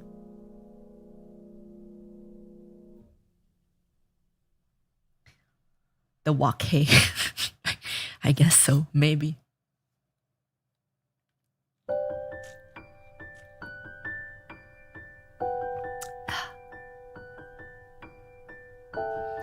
Get hired in the kitchen, steal the recipe. That would require me being able to get hired in a kitchen first. Probably can't. I don't even know how to describe the flavor either. It's just so good. It's so freaking good.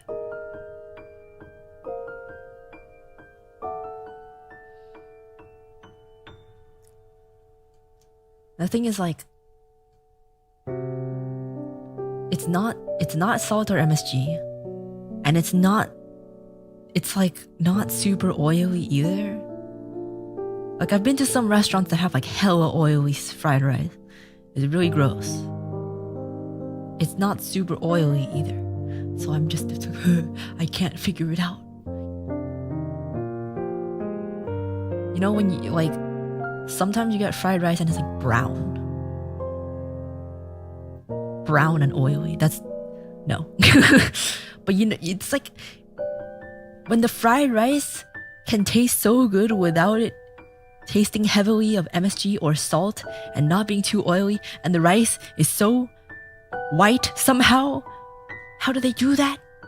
Literally how?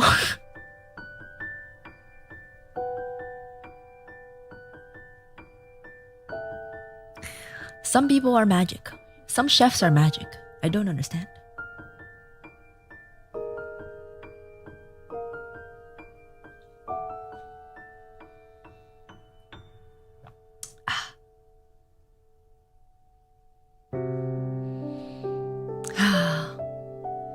I've had my fair share of mediocre home-cooked fried rice.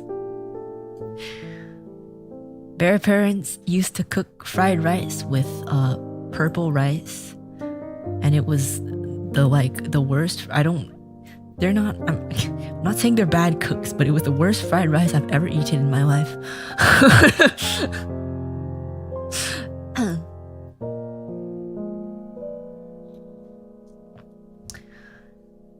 And every time I would eat it, I just got so depressed because I would just think of the restaurant fried rice. I'm like, why can't it be like this? Purple rice. Purple rice is black rice. It turns out as purple.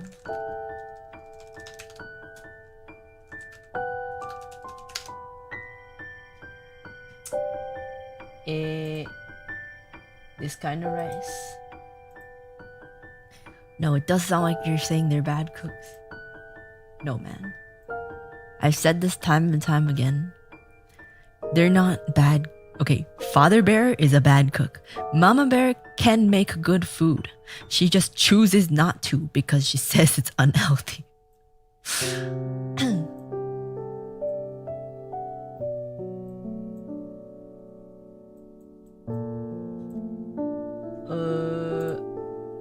That's actually kind of too bright. What usually,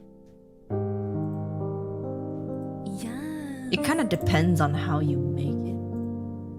Basically, you mix it with white. You mix black and white rice to make purple rice. So depending on how much white rice or black rice you put in, the color is kind of different.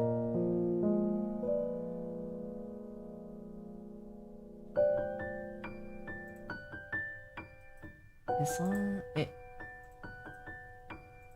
they come in varying colors.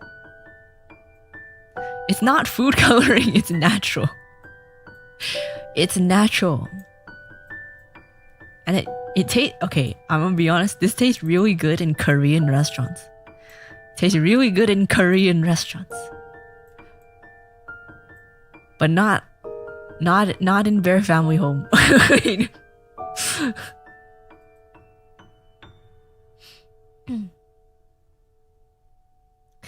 George, thank you so much for the super chat. I work in a restaurant, Taiwanese. You work in a Taiwanese restaurant? Can you give me the recipe? Most of the time it's the fire. I mean, the wok need to be hot enough for that flavor. We don't use leftover rice. I think people say leftover is better so they don't waste. Really? Huh. I thought it's not. I thought it was just that like the hardened rice is better, right? It's pretty good in some cases.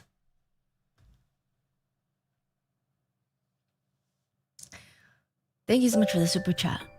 I would like your secrets. How do I make the braised pork rice? Tavarius, thank you so much for the member chat. Urkanam. Guys, I'm getting hungry from talking about food, and yes, that is my fault. But can you blame me? I don't know where to get my food anymore.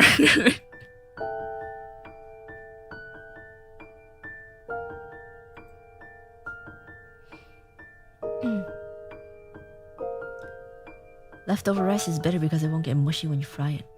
See, I always assume that restaurants just use the like refrigerated rice because like sometimes we would like go late to a restaurant and then they would like, sorry, we're out of rice, we can't make fried rice. I'm like, how do you run out of rice? I'm assuming that meant they ran out of the leftover rice meant to make fried rice. Oh my god, dude, that reminds me. Okay, this is completely unrelated, but one time we went to Cheesecake Factory, okay? I don't know why I said the specific restaurant, not that important. Went to Cheesecake Factory and we ordered fried zucchini sticks. And then like 15 minutes later they come and they're like, sorry, we ran out of zucchini. We can't get you the zucchini sticks. Is there anything else you want? And we're like, oh, well, whatever. They don't have any zucchini, whatever. Okay. And then 10 minutes later, oh no, not even 10, like 20 minutes later, they come back with a basket of zucchini sticks. And they're like, hey, we actually found a zucchini. I'm like, what do you mean you found a zucchini? Where did you find a zucchini? What the fuck? Where did you find it? What do you mean? What do you mean, dude? Under the counter. I'm like, did you just like run to the grocery store and buy a zucchini? What do you, how did you find a zucchini? What do you mean you found a zucchini?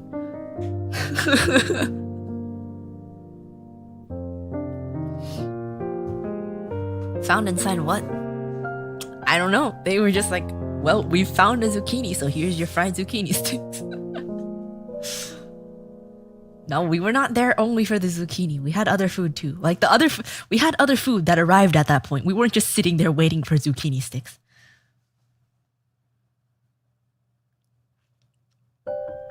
I just found that so funny. Like, how do you run out of zucchini? That's not even the main issue. How do you find a zucchini? What the hell? I kind of assume that most people don't really buy the zucchini sticks. I like them.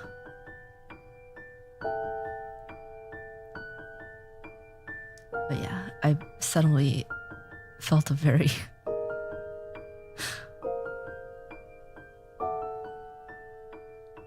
I am suddenly extremely low on energy right now. Hold on, let me go pee.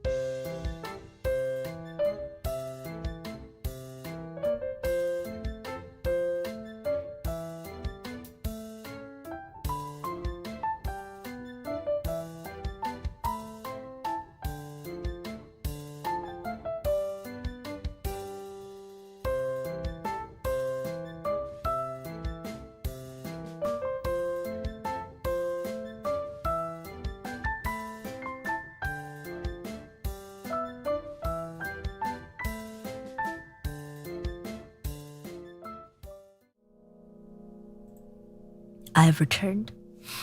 Make Armadillo, thank you. Thank you for the super chat. Are there people who don't know what zucchinis are?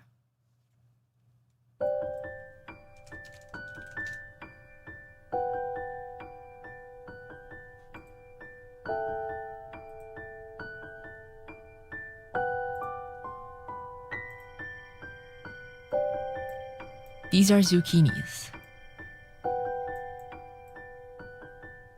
Does that answer your question?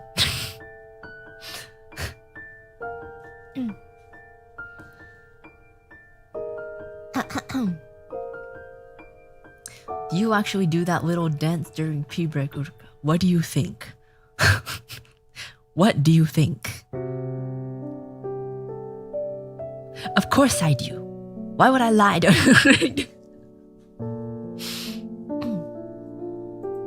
You don't look like dessert. When did I ever say they're dessert? The hell?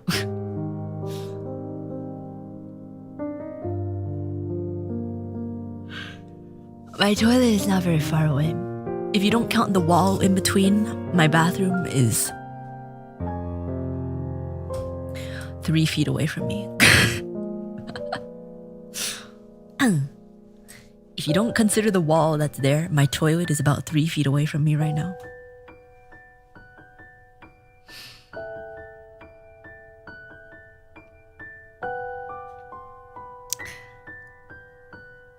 convenient. Yeah, it is very convenient.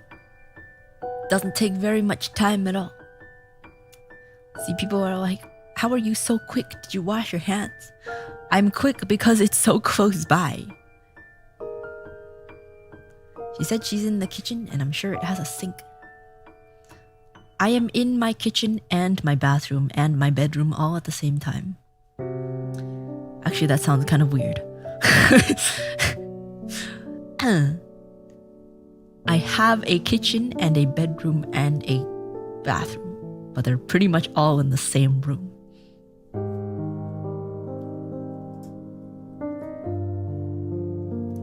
Remove the wall to maximize efficiency.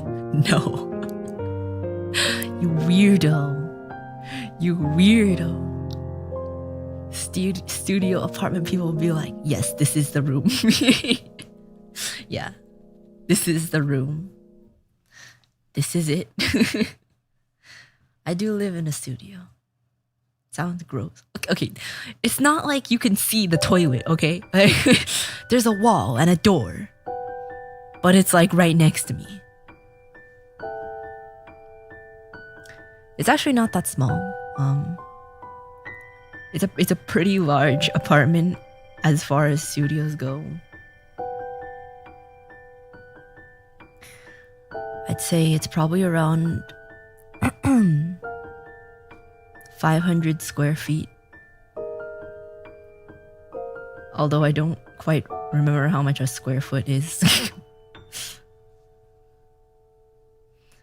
Why live in a studio? Because it's more expensive to have a separate bedroom.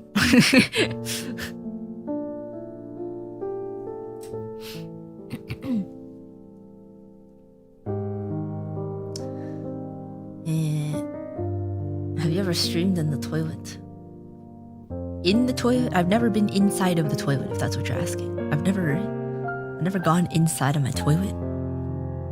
I hope I never have to.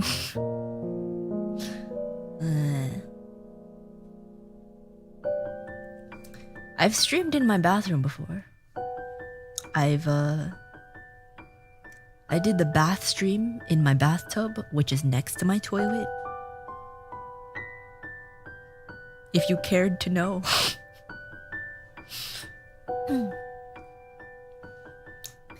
Imagine affordable houses. Imagine. Imagine not having to pay ridiculous amounts for a studio apartment in a dingy building. Super old apartment building, but priced like luxury.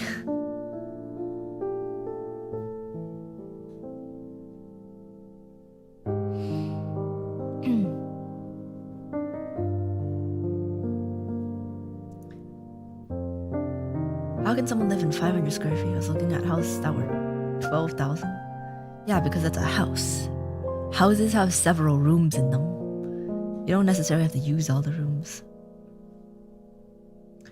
Apartments are smaller than houses. 500 square feet is actually not that small. Like, I have been in studio apartments that were way smaller. And also, the freaking dorm room I was in, I used to live in a dorm room, and it was like 10 by 12 feet. It was literally like less than 200 square feet. It was terrible.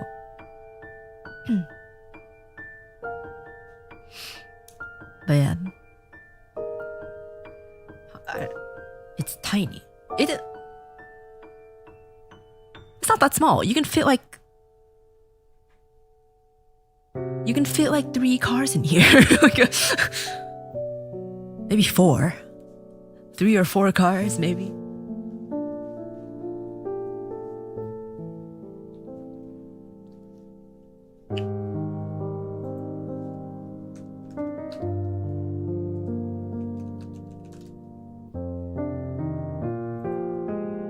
Images.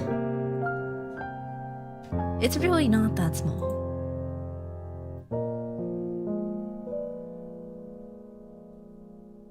Rustic, has personality, cozy, not old, rundown or small. No, it actually just is old and rundown.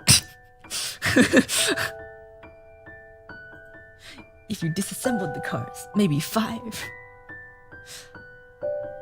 I don't know. It's quite large to me. The people who lived here before, there were 3 of them sharing the space, so it's actually quite spacious.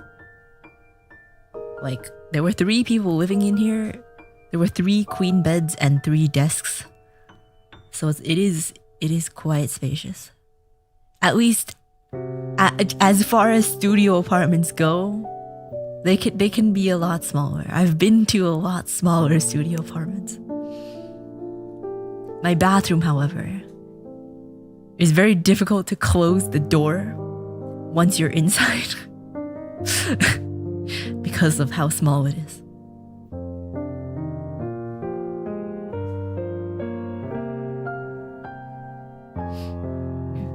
Three people. Did they sleep in a pile like hamsters? No. I'm telling you, they each had a queen bed.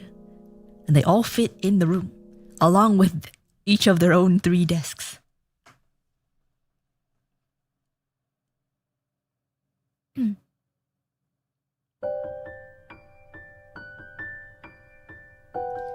When you live alone, you don't have a cozy door. Yeah, I know, but I'm saying, like, if you wanted to close the door. I never close the bathroom door. Unless there's someone here. I just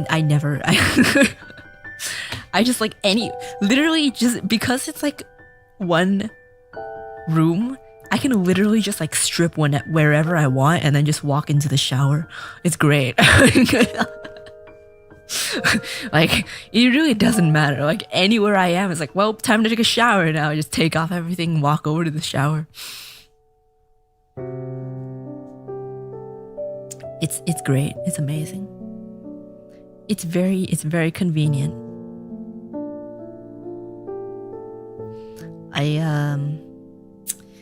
I very much enjoy living alone. But I do wish there was someone I knew nearby. After checking your window, of course. There was one time I forgot my window was open.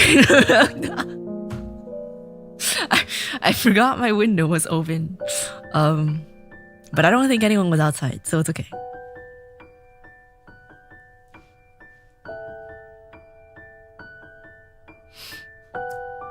Advantages and disadvantages as always. Yeah. Overall, I would rather live alone than with someone else. Because I am incredibly introverted. And I'm not saying that as a quirky kind of way. Like, literally, I spend one day with someone and I need to be alone. Like, I really need to be alone after spending time with someone. It's incredibly exhausting. Even if they're like the nicest person in the world.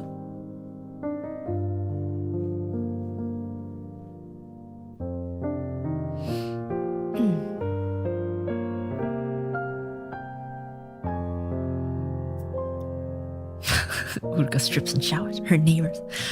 They can't. They did not see anything. There wasn't anyone outside.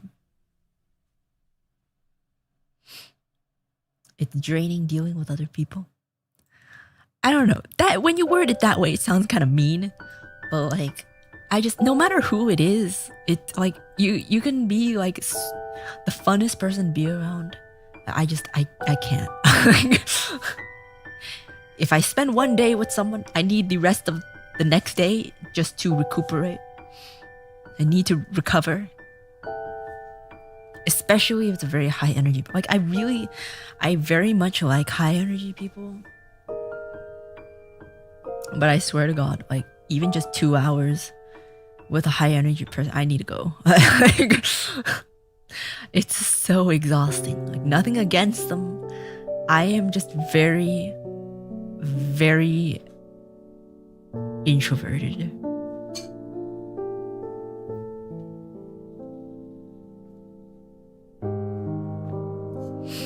Living with someone doesn't mean you'll be interacting with them though. No, like literally just being in the presence of someone makes me tired. I don't know if you understand. Like I can just like sit somewhere, even in a different room, if I know they're there, it's still draining.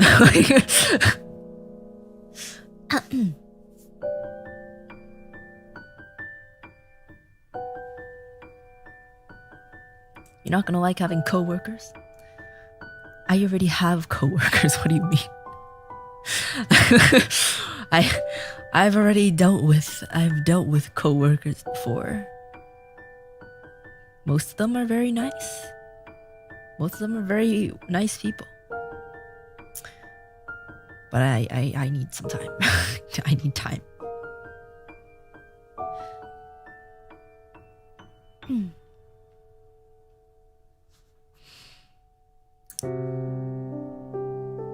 What's your MBTI? I SFP, I think.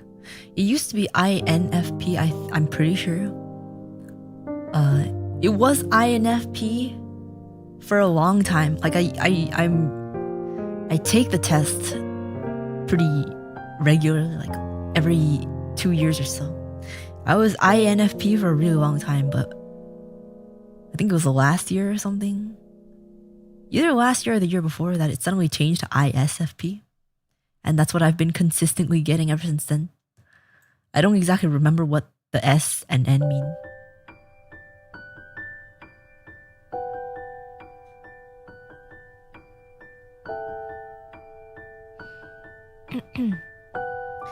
Yeah, I don't actually really know what it means, but you can Google it and figure it out if you want. Okay, you know what?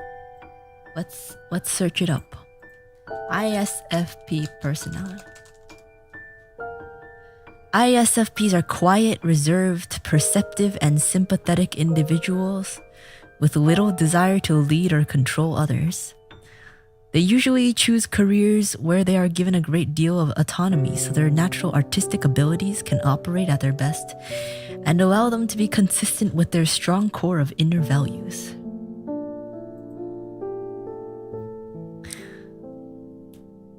That's what that means. Okay, so the I... What are the letters? IS...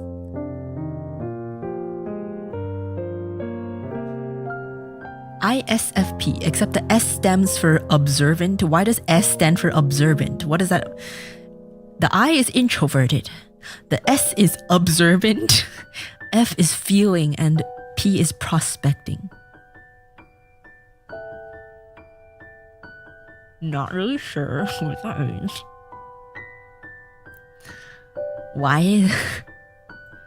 Wait. Let me see what the INFP... Maybe that...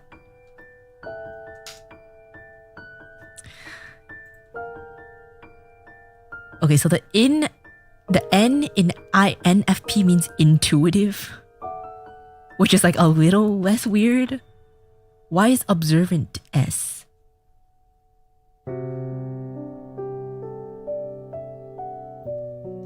P is perceiving, J is judging.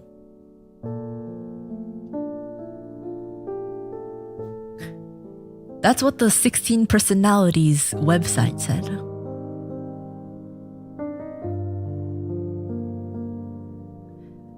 Oh my god, I have the same personality type as Britney Spears and Michael Jackson. Okay, wow. Wow.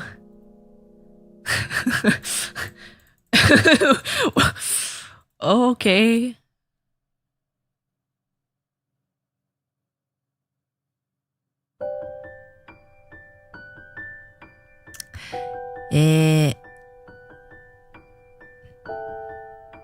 Adventurers are true artists, although not necessarily in the conventional sense. For this personality type, life itself is a canvas for self-expression. From what they wear to how they spend their free time, adventurers act in ways that vividly reflect who they are as unique individuals. And every adventurer is certainly unique, driven by curiosity. Okay, that's pretty accurate. driven by curiosity and eager to try new things. People with this personality often have a fascinating array of passions and interests.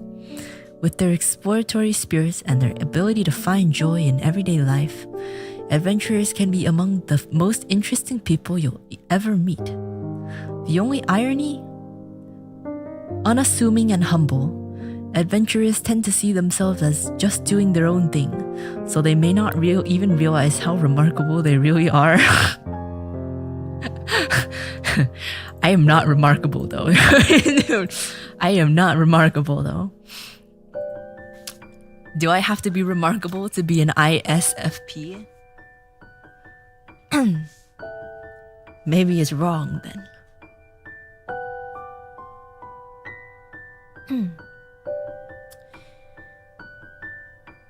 How her eyes move while reading this is interesting. How are they moving? You just don't realize, you don't recognize how remarkable you are. Or maybe I'm just not remarkable at all.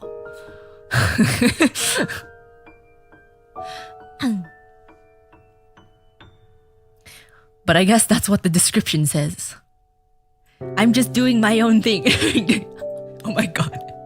That's literally what I say all the time. I'm just doing something.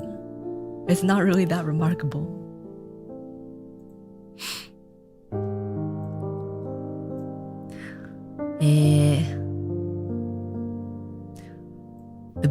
The beauty of an open mind. Adventurers embrace a flexible, adaptable approach to life. Some personality types thrive on strict schedules and routines, but not adventurers. Adventurers take each day as it comes, doing what feels right to them in the moment, and they make sure to leave plenty of room in their lives for the unexpected, with the result that many of their most cherished memories are of spontaneous, spur-of-the-moment outings at adventures, whether by themselves or with their loved ones. That's quite true, actually. That is quite true.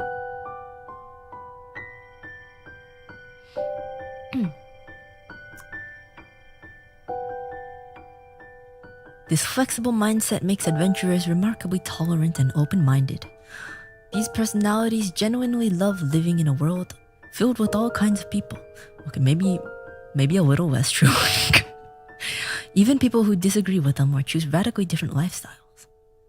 I mean, I guess so, yeah. It makes things interesting. It's no surprise then that adventurers are unusually open to changing their minds and rethinking their opinions. I'd say that's kind of true. If any personality type believes in giving something or someone a second chance, it's adventurers.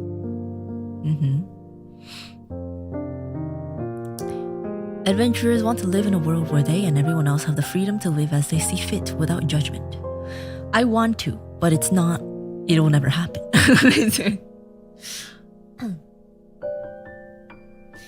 It's quite accurate.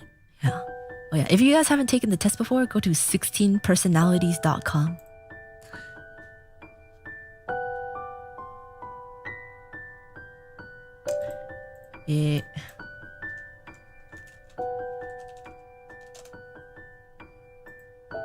It's a pretty long test, but just go with your gut.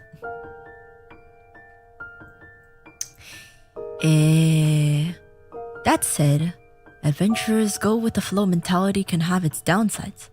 People with this personality type may struggle to set long-term plans. Stop it. Stop calling me out. As a result, adventurers tend to have a pretty cloudy view of their ability to achieve their goals. Stop calling me out. And they often worry about letting other people down. Stop calling me out.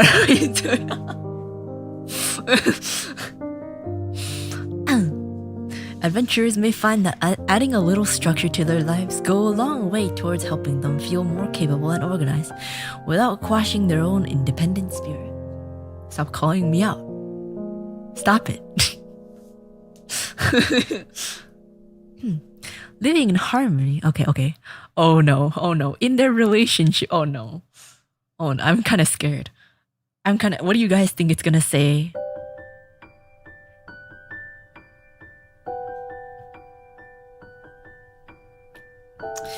Oh no. Oh no. Nothing we don't know already. Shut up. It might be different from what you think. Okay. These people are incapable of being in a relationship and will die alone. No. Okay. In their relationships, adventurers are warm, friendly, and caring, taking wholehearted enjoyment in the company of their nearest and dearest. Okay. But make no mistake, this is an introverted personality type, meaning that adventurers need dedicated alone time to recharge their energy after socializing with others. That, for real. For real. This alone time is what allows adventurers to reestablish a sense of their own identity. In other words, to reconnect with who they truly are. What did you just say? It's too real. It's too real, man. It's too real. A reverse succubus. What the hell does that mean? What does a reverse succubus mean? Always looking for the perfect match. Where does it say that?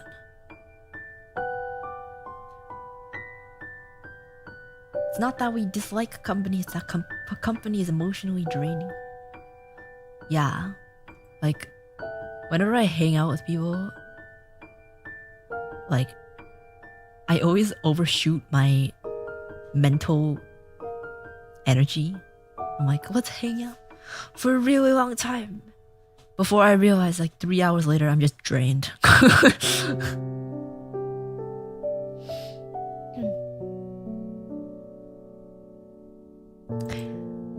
Unless they take time for themselves, adventurers can end up feeling lost in the tide of everyday life, constantly reacting to external circumstances instead of making their own way. That is quite true. That is quite true.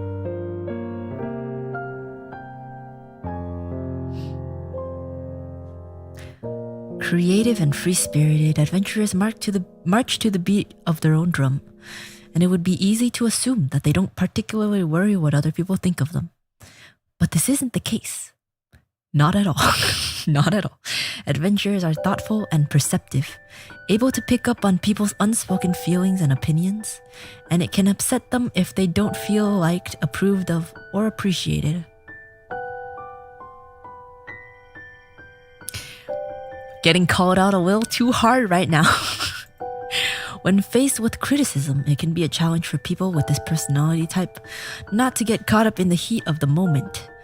If they encounter harsh or seemingly unfair criticism, they may even lose their tempers in spectacular fashion. Okay, that's actually not true. That's actually not true. I don't think I have ever lost my temper in my life. Yeah, I don't think that's true at all. That's the one thing that's not true.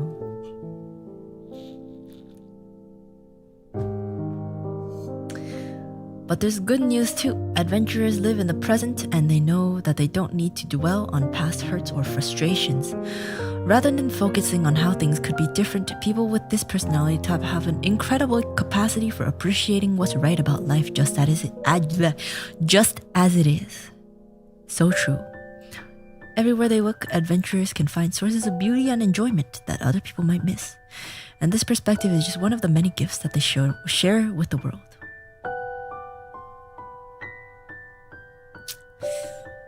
Oh, that's true. You don't live with my family if you've never lost your temper. Okay, let me reword that. I've lost my temper, but I've never externally lost my temper.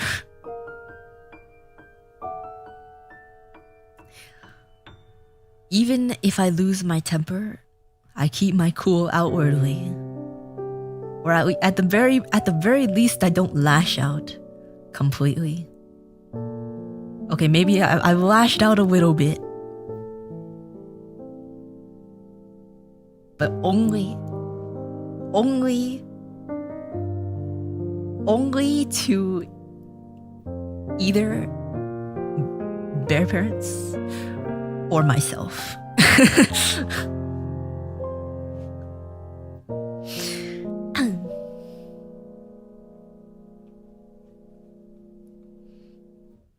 You seem to lash out at yourself more. I mean, yeah.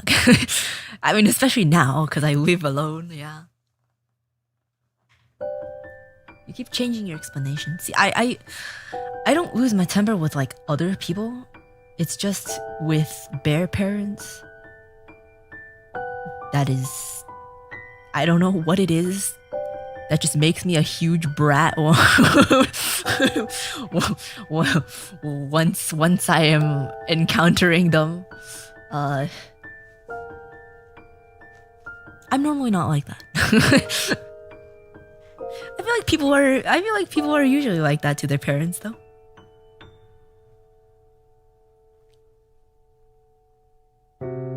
You're less reserved at home.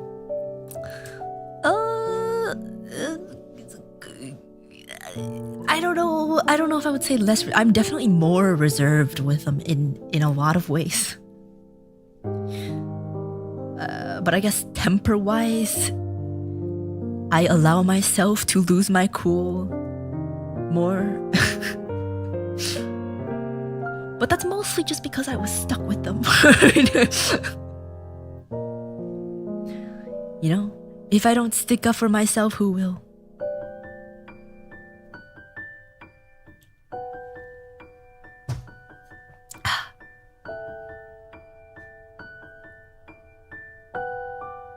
Yeah.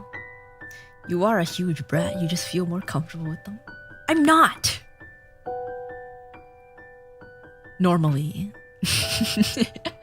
There's certain situations that I could be. But, you know, normally I'm not. I've let loose a little. But, you know, I try not to be.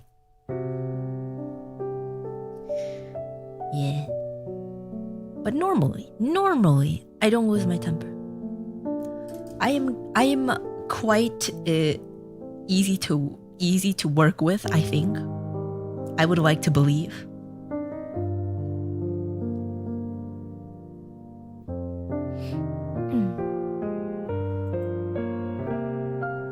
I get a little more stubborn close to my mother. Dude, yeah. I don't know what it is. Like, just being blood related to someone just makes you want to like go against everything they say, even if they're like actually right. Like, even if like halfway through the argument you realize that you're wrong, you just have to keep doing it. Because otherwise you have to admit that you were wrong. You know what I mean? If it was someone else though, I'd be like, oh, my bad.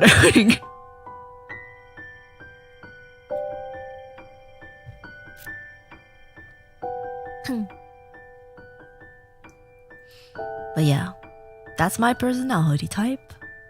My other personality type from before, I'm not quite sure exactly how different it is.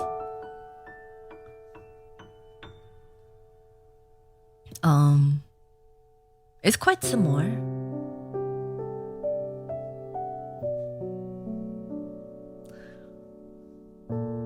Mediators long for deep, soulful relationships and they feel called to help others.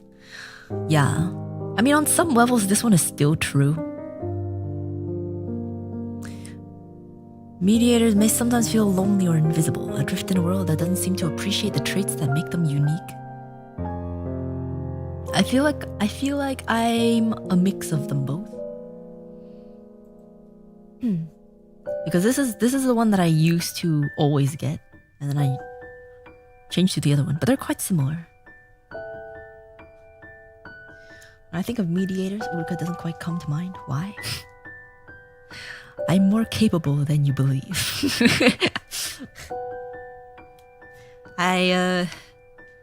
There's a reason why I am so emotionally backlogged. And it's because usually people come to me with their problems. And I do not feel comfortable telling people about mine because I'm supposed to be the one that's helping them.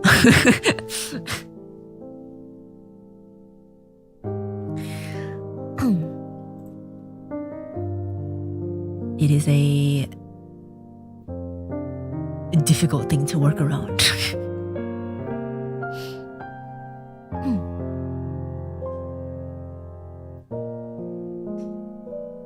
hardest things to do in life are to admit when you are wrong and when you have to apologize. There are definitely harder things, but they are pretty hard, yeah.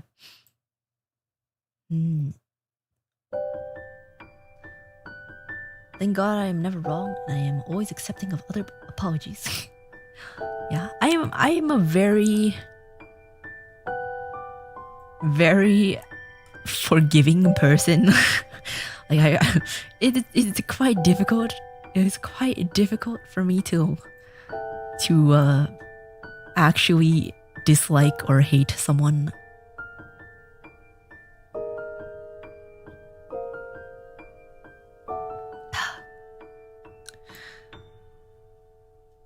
Uruka forgives us for being wrong. Yes, every lie that you have said, I forgive you. Just because you said I'm flat doesn't mean you were right, and I forgive you for that. Yeah. I don't know. I'm a very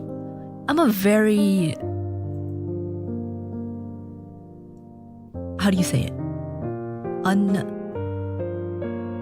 I like to avoid conflict as much as possible. Like, even my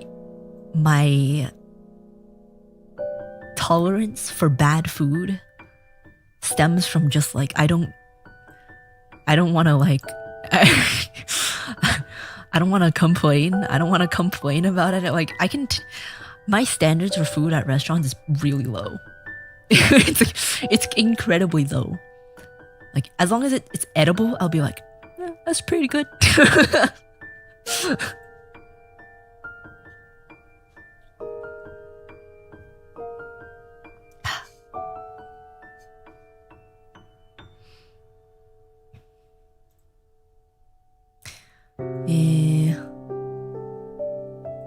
For mediators, in an ideal relationship of any kind is one in which both people feel comfortable sharing not just their wildest hopes and dreams, but also their secret fears and vulnerabilities. Yeah, true.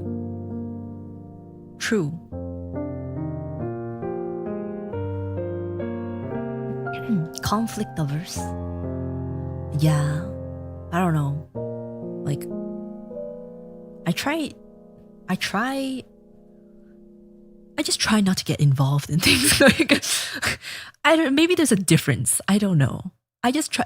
Sometimes I do get involved if I feel like I should, but that's just to like mediate, just to be the mediator of the situation. But only if it feels like I have the right to, because like sometimes people get involved in things that they really shouldn't. Like, it has nothing to do with them at all, and they're trying to mediate. I'm like, why are you even here? Why are you acting like the main character when you're not even part of the story?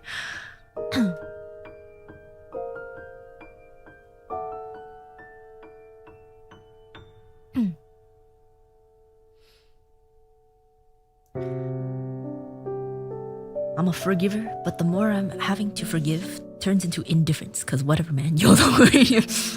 Life is too short to hold grudges. Is it because you don't want to hurt them or be an inconvenience, or just to avoid any conflict? I generally just try both.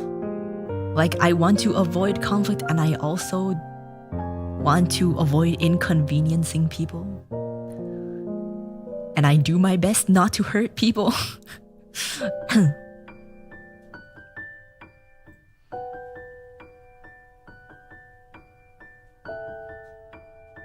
But yeah, I have realized that I am, for some reason, way more stoic than needed to be. Like, I don't know why. It's only up recently, like, that's kind of changed. But in real life, I'm still like that.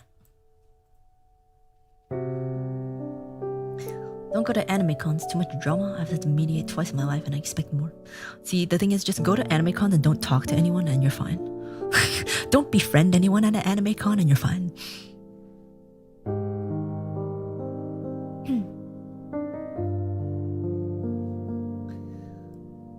I've seen what grudges do to people and it's cringe. I know people who hold grudges on people for something they did in like 2nd grade. I'm like, bro, do you realize that they quite possibly also hate themselves for that now? Because like there's definitely a lot of things that I did as a kid that I'm like, oh god. that was not good. That was not right. My bad.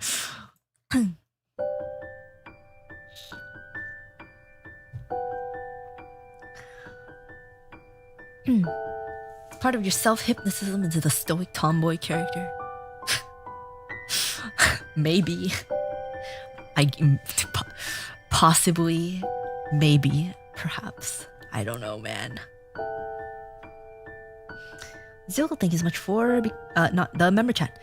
Befriend everyone at an anime con and then exchange fisticuffs with them. What is a fisticuff?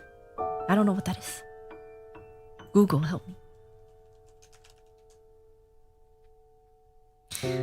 Fisticuffs is the act of fighting or boxing with bare hands. Okay, I see.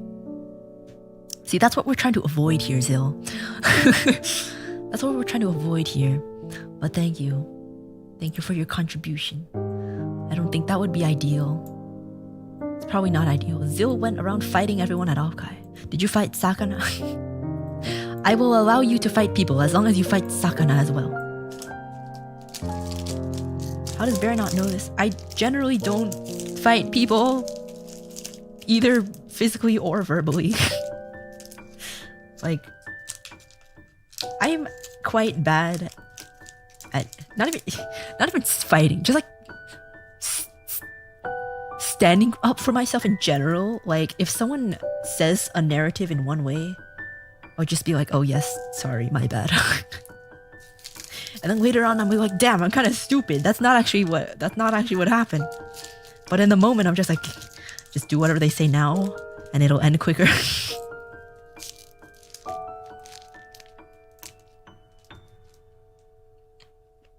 You've been kickboxing though? Yeah, but that's different. That's like a controlled environment, you know?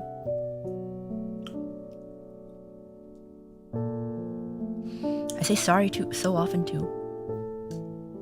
I think I say thank you more than sorry. I say thank you like to literally everything. I don't know why. I say thank you very, very often. I feel like it's bad. It's very bad to say sorry too much.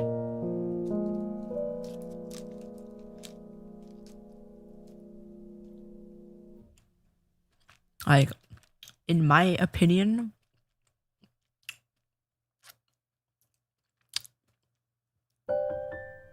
let me finish eating this.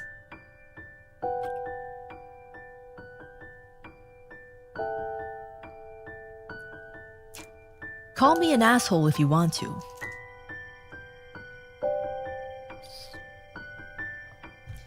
But you may have realized that a lot of the times if something happens, I have to cancel something or anything, there's not anything that is directly my fault. I will not say sorry for it. And that is not by accident. Like, subconsciously, I will want to say sorry, but I force myself not to, because in my mind, once I say sorry for something that is out of my control, like, again, call me an asshole. But if it's out of my control, literally, what do I owe you to say sorry? You know, like, if it's something that's directly my fault, that's a different story.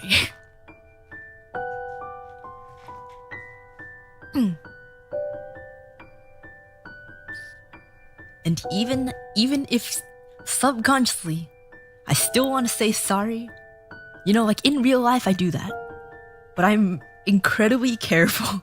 I'm very careful about what I apologize for as Uruka, because to a certain extent, it gets quite unhealthy.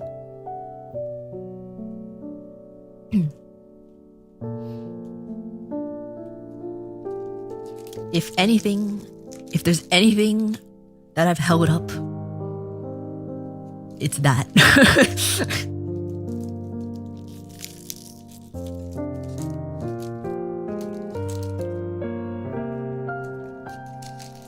At the very most, I'll just do the woman bowing emoji.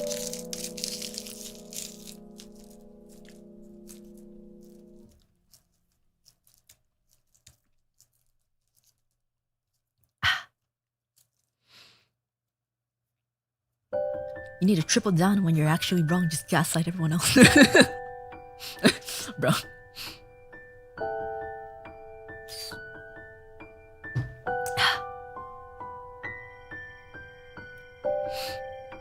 Feel like you overthink this? No, man. Even if I am overthinking it, there's a lot of things I overthink. I overthink my words very much, but I feel like I have to. I feel like I have to. Like, especially to this point with how many... Like, even before I had mental breakdowns. But especially now that I've had several mental breakdowns publicly. Public mental breakdowns. Now more than ever, I really need to be careful. I've always overthought my words.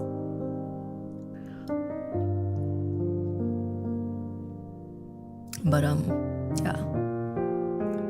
There's a lot of things. There's a lot of standards I have in my head. Even from the very beginning. Some of them have been broken down, unfortunately. I'm trying to build them back up, but like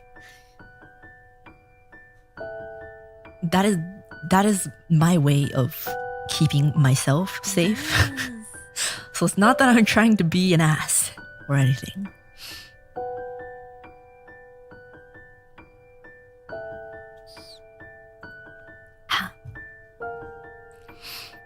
Ray, me thank you so much for the super chat. If people bother you, just send Tema after them. I can't just send Tema after everyone, you know? I have to handle my own things sometimes. Tema's a fox too, you know? She has her own things to deal with. I can't always just call Tema. Thank you for the super chat.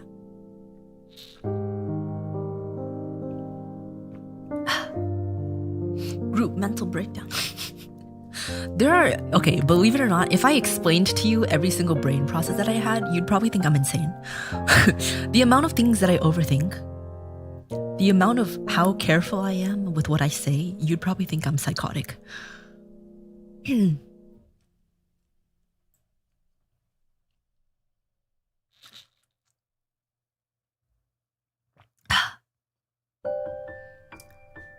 But a lot of it boils down to not having people. How do you even explain it? When you apologize too much for something, then people either the apology starts to lose meaning, or two, they'll start to expect apologies for everything, or both. Which is not good.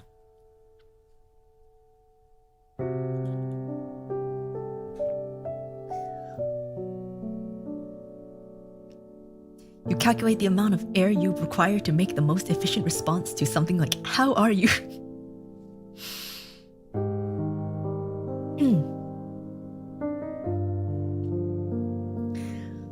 Yeah. Pretty much. If someone doesn't accept my sorry, that's not my problem. Okay, see, it's very easy to think that, but you can't just say that's not my problem, because if they're your audience, it is your problem. If it's like the majority of your audience, it is your problem, and that is definitely something to think about. And there are many things that I'm very meticulous about. may not have seemed like it because I slipped very many times.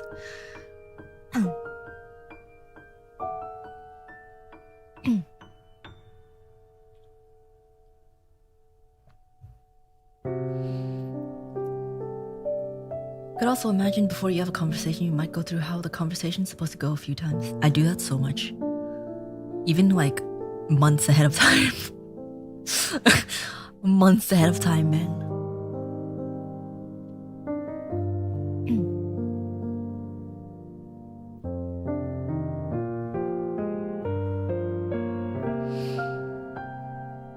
Blame everyone but yourself. Okay, that's that's not true. But sometimes maybe there's no one to blame. Or sometimes there's directly someone to blame, but I don't need to say that, you know?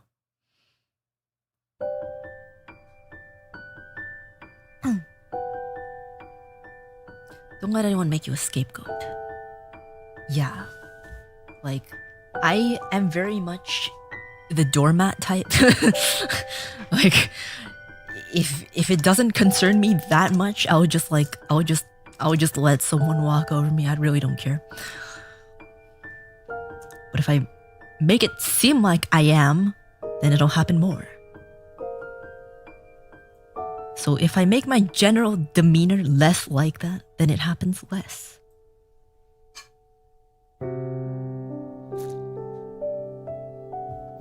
Are you calling someone out in particular? No? I just have a very... I have a set of rules for myself in my head that has just been there since pre-debut. And I've told you some of them. Some of them are broken. But I'm trying to go back.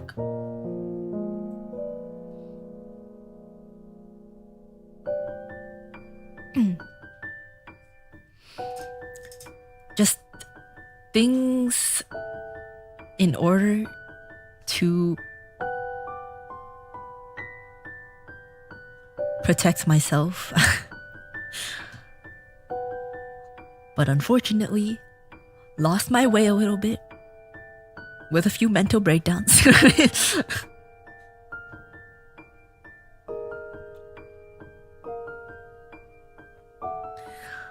But yes, I spend way too much time overthinking these kind of things.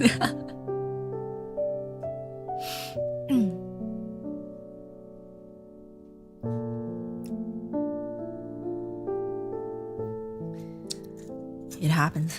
I don't know. There's a lot of things.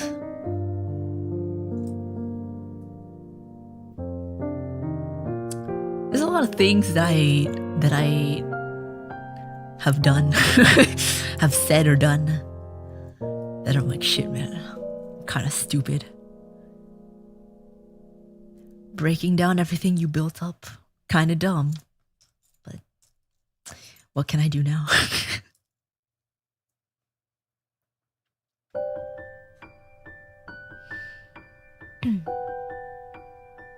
You may stumble and fall, but as long as you don't lose sight of your path, you'll get there eventually. Somehow.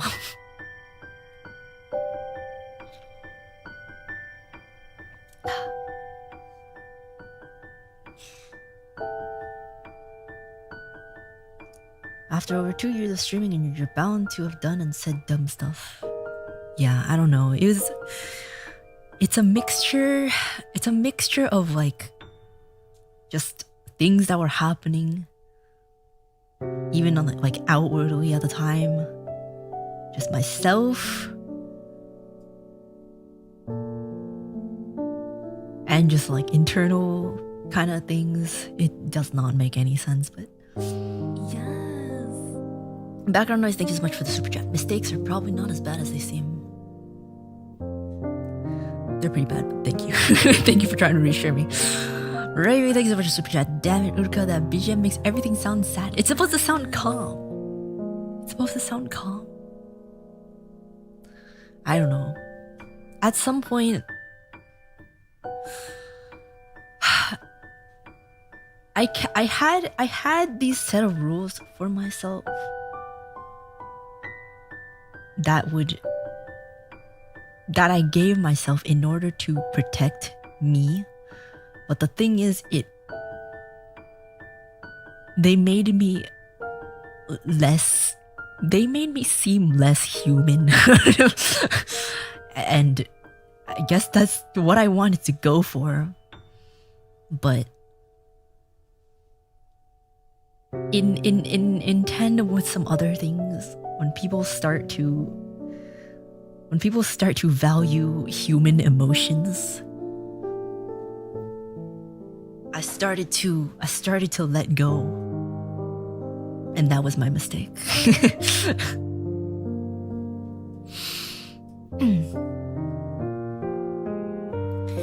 Even now I'm doing it. But it's like, it's weird because I don't think I was ever this emotional before. It's like some kind of mental barrier was broken in this time.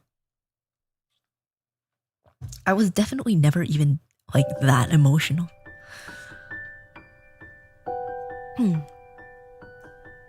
But like a lot of things, I will say, some of the weird things that I've done, a lot of them were done out of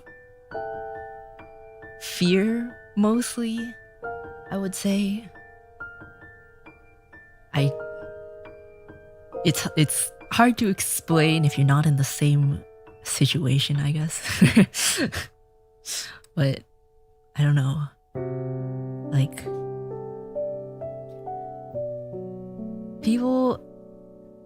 I used to say numbers don't mean anything or whatever, numbers don't matter. And you know what? They kind of don't.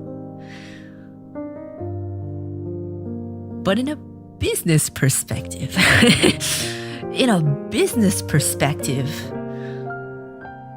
that is my entire value,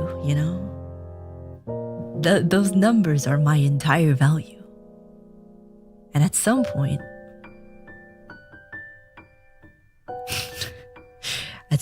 I just got really scared that I wouldn't be needed anymore. And then I started to mentally die. Like, it's not like I'll ever be like fired because of low numbers, but I don't want to be kept out of pity,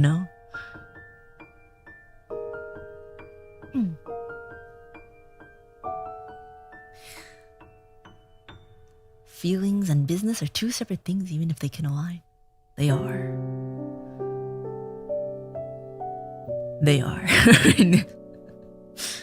You got hit with the woman brain moment. It's not. I don't know if it's a woman brain. It's just like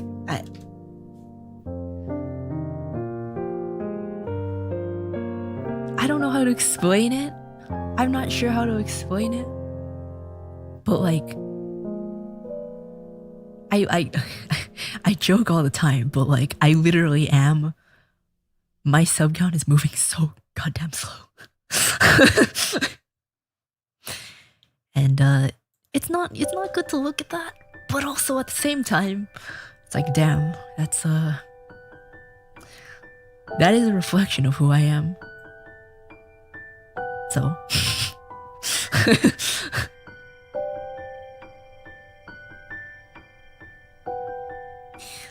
that feeling of inferiority and as if you're holding us back. Right on point.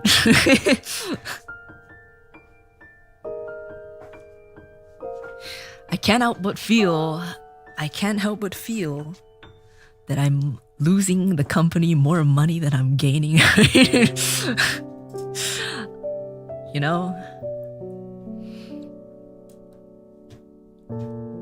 Kind of feel like a waste of space sometimes. But that might just be the woman brain.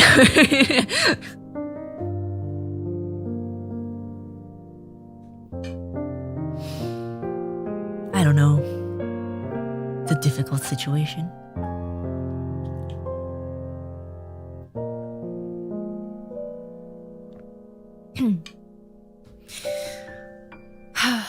But that seems to be a culmination of allowing myself to literally break in public.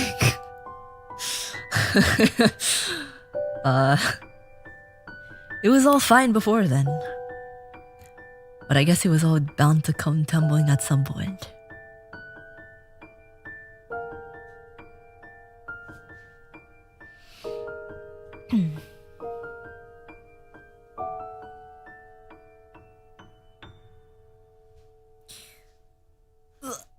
Don't worry much, just try to make fun stuff.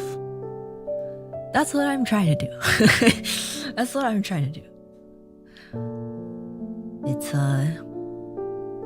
It's difficult. And I don't know. I have spoken to people about this. It's just less in depth. Like I told you, I am not good at talking about anything that's deep about myself.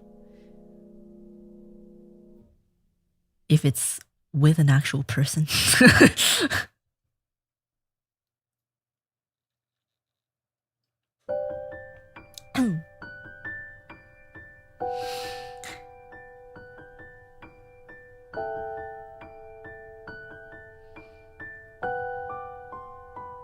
I think it's worth remembering the hiatus and whatnot weren't exactly in your control. It's not as if you're lazy or dumb or something. Yeah, see, that's what makes myself hate myself even more. It's because I keep having to take breaks because of this frail ass body of mine. Why does my voice, of all things, need to be the one that breaks? I swear to God, I can break my arm for all I care. Why my voice, of all things?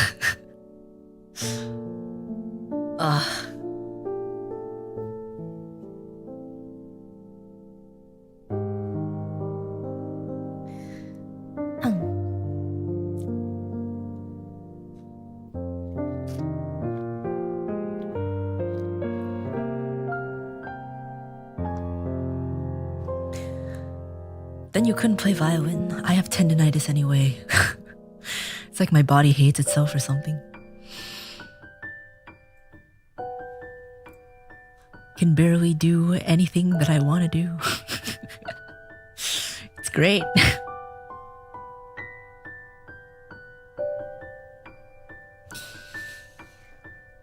That was depressing. My bad. That was depressing. How did we get here?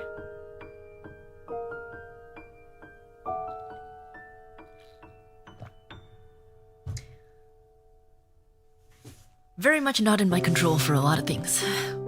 Which is like the worst part.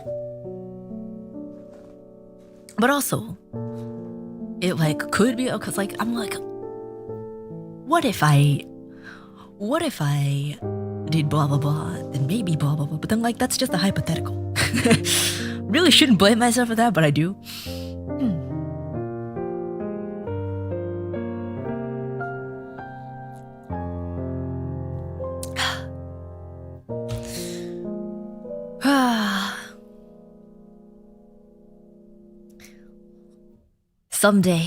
Someday,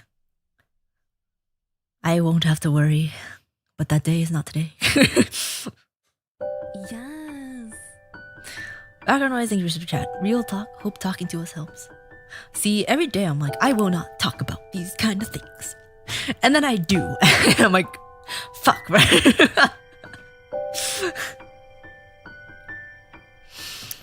Thank you for super chat. Raymond, thank you for super chat. Don't feel bad for sharing. Appreciate it, Uruka. See, the thing is, like, part of my rule for myself is to not. I've spoken about this before. In the very beginning, part of my rule to myself was to not talk about this kind of thing. Or anything related. Because I didn't want to make myself seem accessible in a way. But then the woman brain caught up.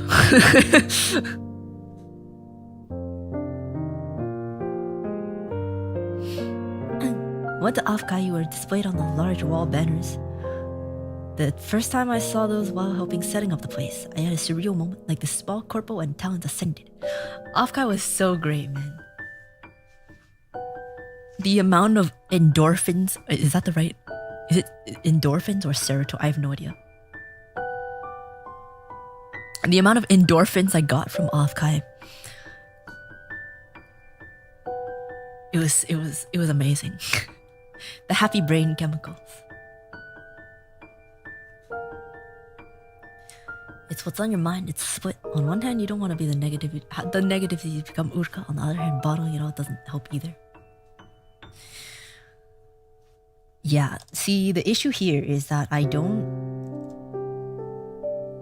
have anyone else to talk about it to. So I'm like, I can't tell you guys, but there's no one else I can tell. So it just ends up coming out. And then every time Sakana's like, you're doing it again. And I'm like, I know. I'm sorry. It just comes out. Like,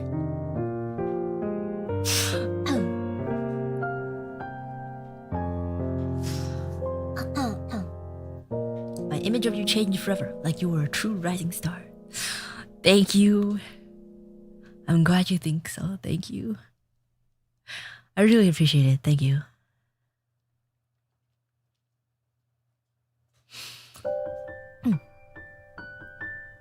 As the one who set up some banners with Sakana, he was very intentional about putting you in the main lobby by registration for Afkai. That's probably because of the concert. Oh.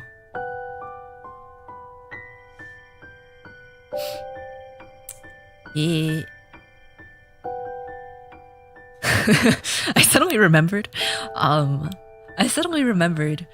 Doorstop came to me in my meet and greet. A lot of you guys came to meet me in meet and greet at Afkai. And he was like, yeah, so like Sakana was like making me do work all day. And I was like, oh, you're a volunteer for us? And he was like, no. And I'm like, so why are you doing why are you working for Sakana? And he was like, he told me to. You can just say no. You don't have to do what he says, like, Sakana just conscripts people off the streets.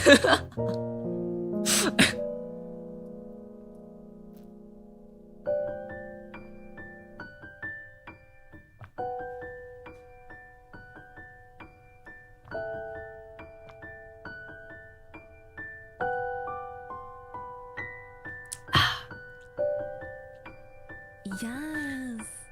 Background noise in your super chat. Fish needs to offer solutions along with criticism. He does, but oftentimes they're not very good. Yeah, I don't know. It's not that he's not trying. It's just like it's such a convoluted situation that like even he doesn't know exactly what to do, and the only thing he can think of is just asking me not to say these things. Remy, thank you for the chat. Imagine a PC member secretly watches this. Hilarious. What? Come out, wherever you are. Any coal highs or gem mates of mine?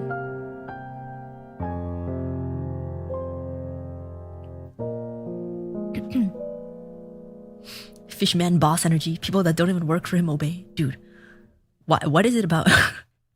Like literally, I'm pretty sure when people go to cons, they're more excited to see Sakana than anything else. What? Okay. It's kind of funny. The power of the Crocs. Not the Crocs. Not the Crocs. Yes. Fuyu, thank you so much for the super chat. Howdy Blue Bear, on off listener due to schedule. Oh, on-off listener duty schedule. I don't think I've seen a cult that cares for their streamer quite as much as the gang does for you. You're very special to a lot of people and will be to many more. Thank you so much for you. That is something that I've realized. Like, I may have literally like the lowest numbers.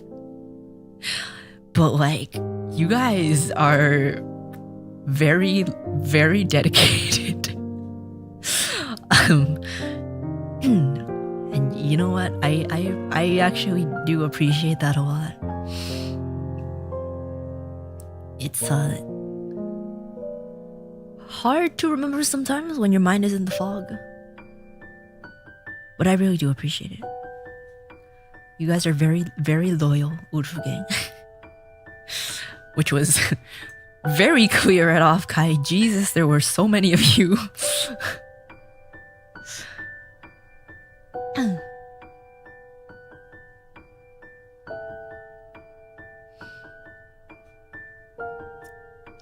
I need to pee. Again. I'm gonna go pee.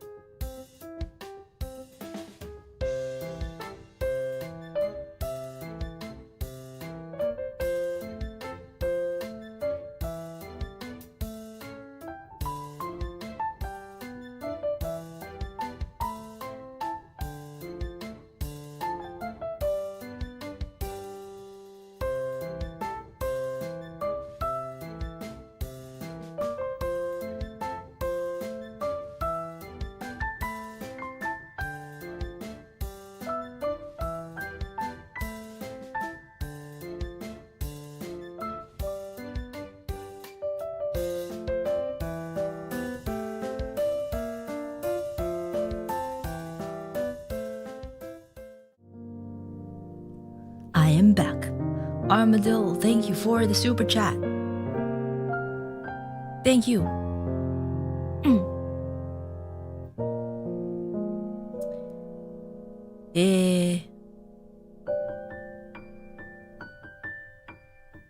What was I? Oh yeah, I very much appreciate Urufu gang. All of you, you guys are great. That sounded sarcastic, because I was looking at the time. You guys are amazing. Something dry hands. My hands are dry.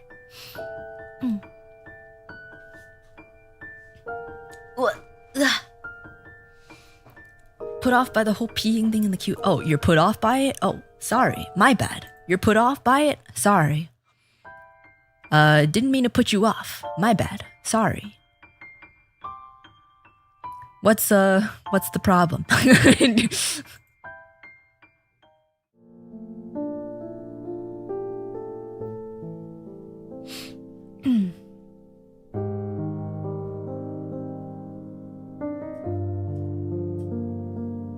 Your streams alternate between the two extremes. You have streams like this, then you have things like a 50k sub. I prefer the false say-so bear here today. I'm not false. I am incredibly say-so. Like, okay, let's just put the jokes aside for a second, okay? Let me be real with you here. I am actually incredibly say-so, but I was exposed to things during my time in Phase Connect. More things than I have ever seen in my entire life. I have been a little corrupted. But I'm still more say-so than the average person.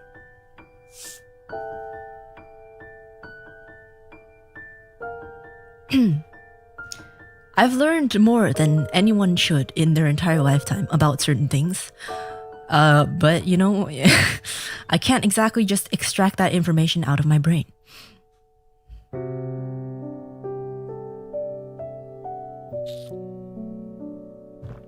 So thank you. Thank you guys. Thank my genmates. Thanks my kohais. Thank you to everyone that contributed to the corruption of Uruka. You didn't need to join the BL sharing server. I am literally not in... I didn't even know that existed. Okay? I don't know what a BL sharing server is. I'm not in it. I don't read BL. I don't even like BL. Nothing about BL scratches any itch that I have. There needs to be at least one female in order for me to enjoy a romance.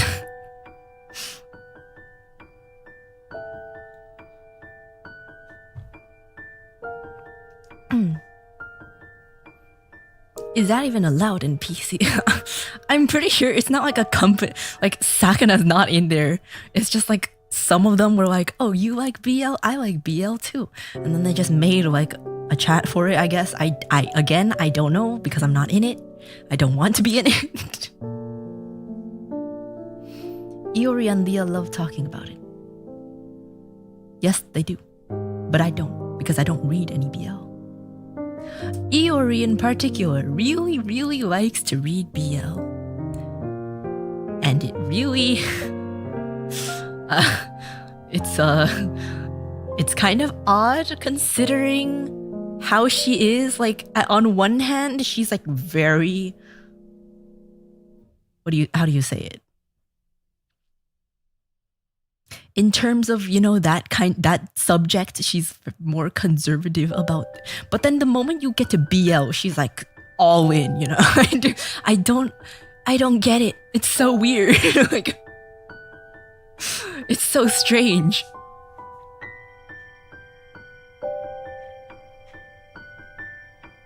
Ravenous, in fact. Yeah, what's up with that? How does that happen? Isn't Temma also heavily into it? Oh yeah, Temma recommended me this Mind Break yaoi. I didn't read it, but she did recommend it to me.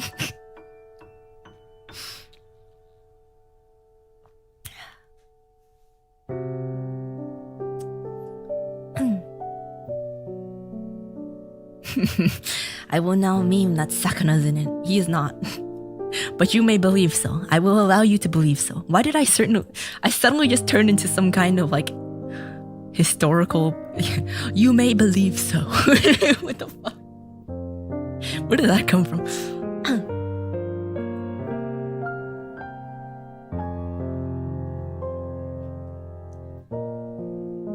Temma's very obvious about it. Oh yeah, no, Temma doesn't hide anything. Temma doesn't hide that. In fact, she's a little too open. Something Miguel O'Hara. Something Miguel O'Hara's ass. Something Miguel O'Hara's... I mean, what?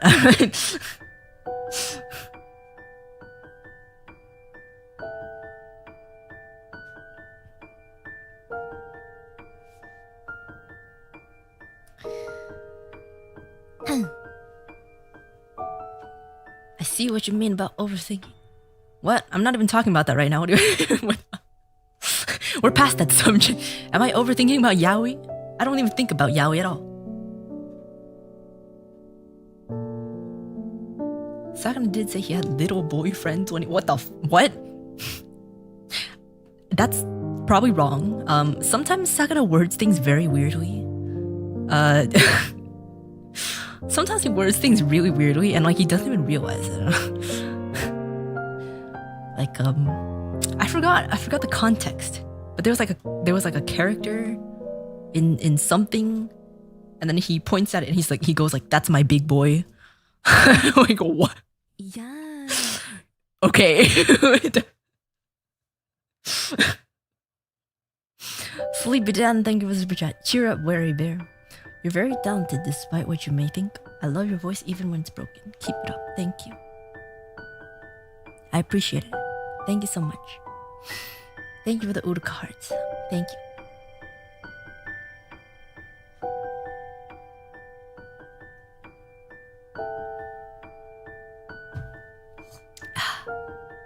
There was something else, but I just don't remember what it was. I remember trying so hard to laugh because we were like doing something. I forgot what exactly, but there were like other people involved. I was trying so hard to not to laugh at it, but I can't remember what it is. Oh.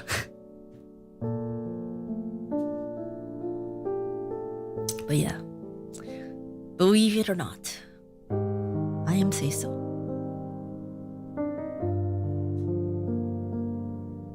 If you don't want to believe it, you do you.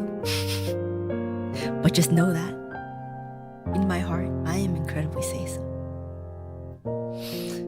A family member heard me watching you one day and he said you sounded just like his college girlfriend.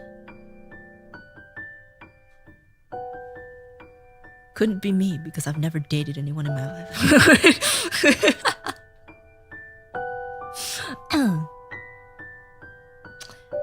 But interesting. I don't think there's that many people that sound like this.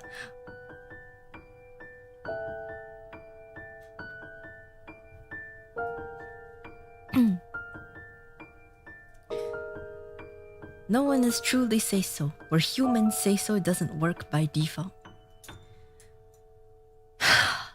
I am as Say So as an adult bear can be, okay? You happy? You happy with that?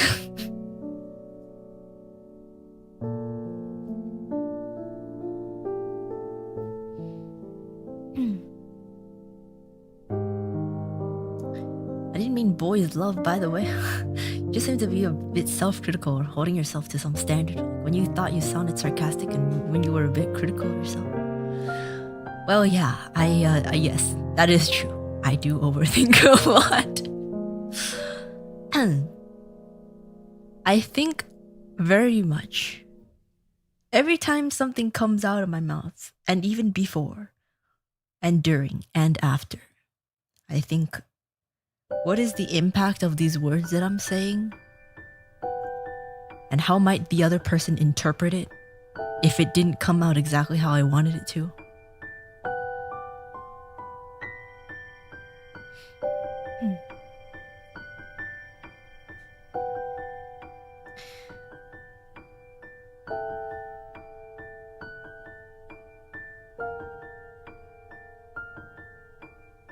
Caught him watching you a few times on his phone, so you got a new fan at least? Oh, your family member?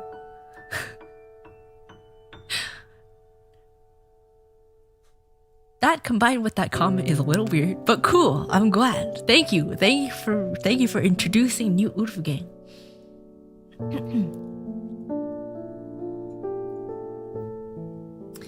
Did you have bad experiences?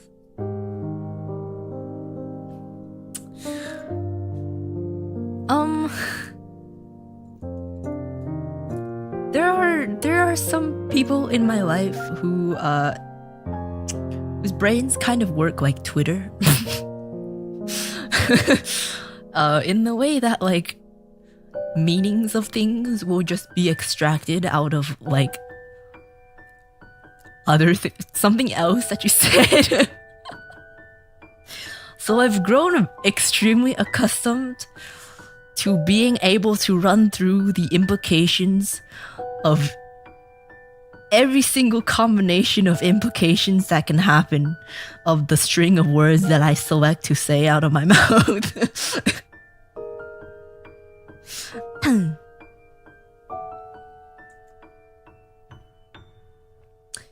Twitter-like, we'll just say it that way.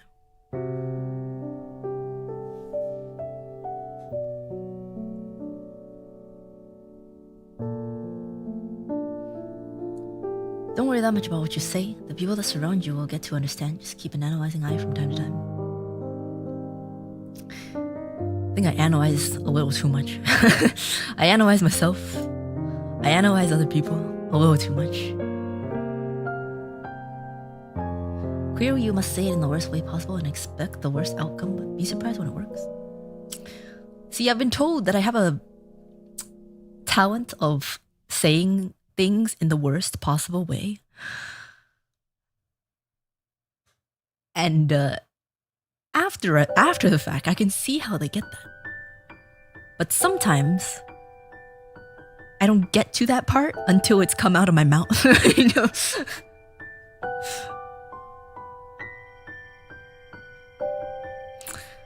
But then I do overthink it for a very long time afterwards.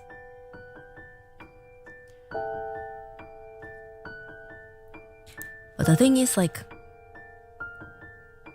it's very hard to explain to other people. Like, if I'm trying to explain how, like, something can be hurtful, even if it's not intended to be, like, it just doesn't get through to like, if you don't have the same way of thinking, like, it just doesn't get through to you. So it's kind of exhausting sometimes, but that's great though. Perfect for comedic moments.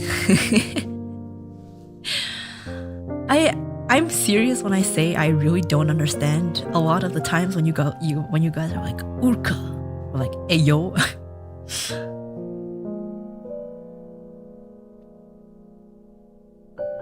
Yeah. Words are hard. And I tend to be a little too aware of them.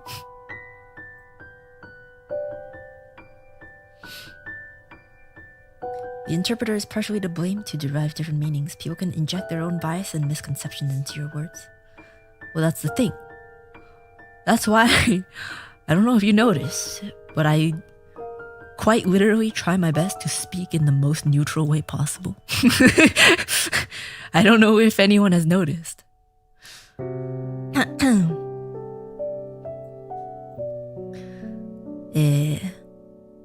And if I don't, then right afterwards I will like backtrack and try to explain.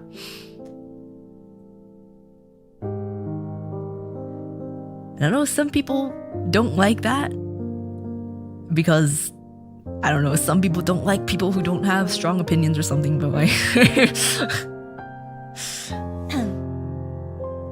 that's just how I be.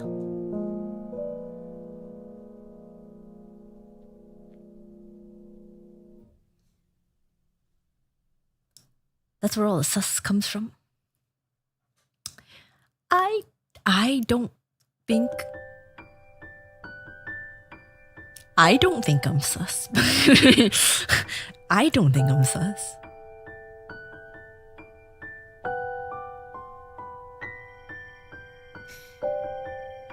It's a two-way street. There has to be understanding on both sides. Sometimes as a listener, you must ask for clarification. Oftentimes we assume the worst and leave it at that. I don't know. If I realize that something's not super clear, I will explain it.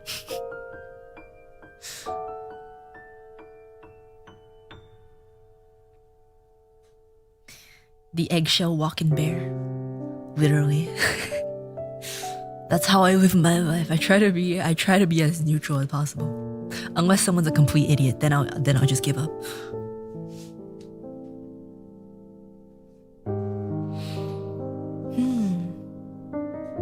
Bro, why am I already going to sleep?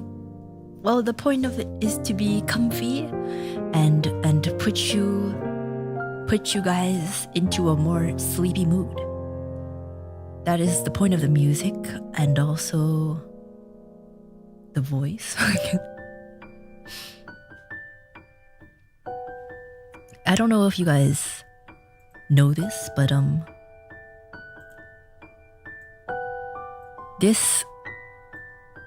whenever people say my voice is comfy, I'm like, thank you, I really appreciate it. But the thing is, you don't realize that I am playing into my own strengths here with technology.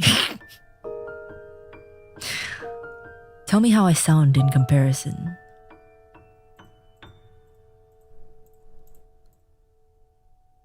Does this still sound as comfy as it did before? I kind of don't think so. But if you do, cool.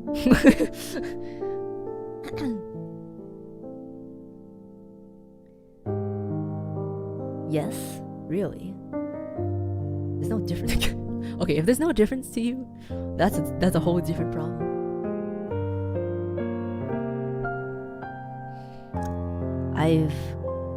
Maybe you just don't notice it, but I used to be. Let me just turn it back. I used to be incredibly conscious about the pitch of my voice. There's a difference in your core, but your core voice and tone is the same thing. Yeah, it's a slight difference. I used to be very self-conscious about the pitch of the pitch of my voice. And I was like, why isn't my voice higher or something like that? But then once people started telling me that's comfy, that's when I realized. So I have a bunch of filters, and they're meant to accentuate the lower end of my voice to give a more comfy effect to it. You may not realize it, but it's definitely there.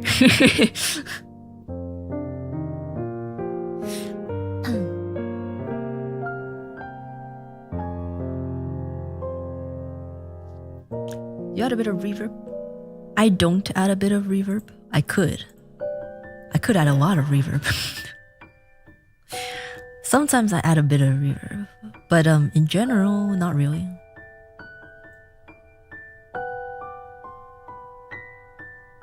Yeah. I used to be kind of aware, like self-conscious about how low pitch and low energy I was, but then I'm like, you know what? Sometimes people just need that, and it's really hard for me to keep up the energy anyways, so might as well. Have you tried increasing the pitch a bit? I'm curious how it sounds. I mean, if I increase the pitch, that's just how I sound when I'm kind of excited. I can't really speak that high. If I increase the pitch a little bit, it kind of sounds like this, but you can't really tell right now. And that's usually just how I sound when I'm more energetic. It's hard for me to sound chiller. You don't really tell the difference because it's mostly just an energy difference.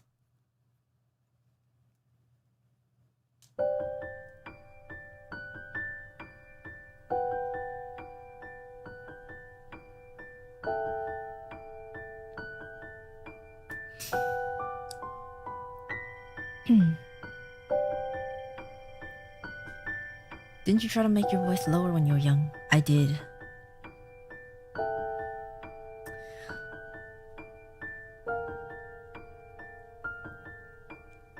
There were many reasons.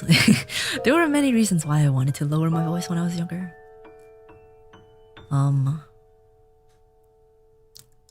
But the main one was just that I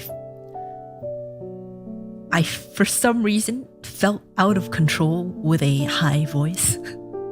My voice used to be normal pitched, like it used to be high pitched when I was like 10. I forced it downwards for a multitude of reasons, but mainly just to have a false sense of power, I guess. I don't know.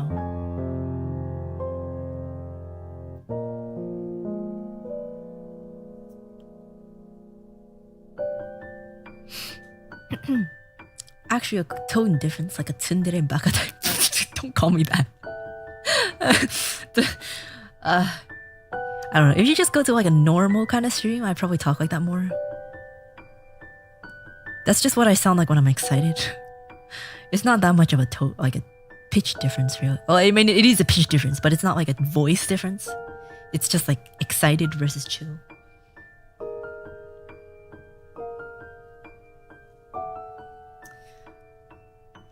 I think you could have a very convincing, commanding voice if you give enough power to it. I have spent a very long time trying, not pitch-wise, but like speech-wise, to sound less masculine. In terms of the way that you shape your words. I've talked about this before. But I could probably be more commanding, but I don't want to be. I have no need to be.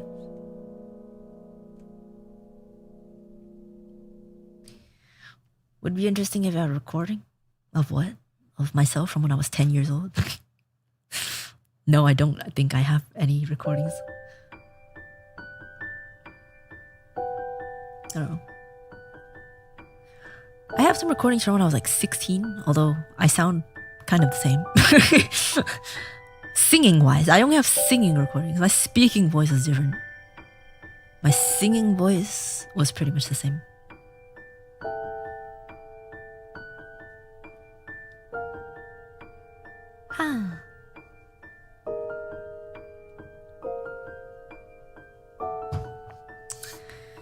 Is indeed just self-gaslighting? No. My speaking voice is very, very different. Oh, not very different, but quite different from now. I would say, at least.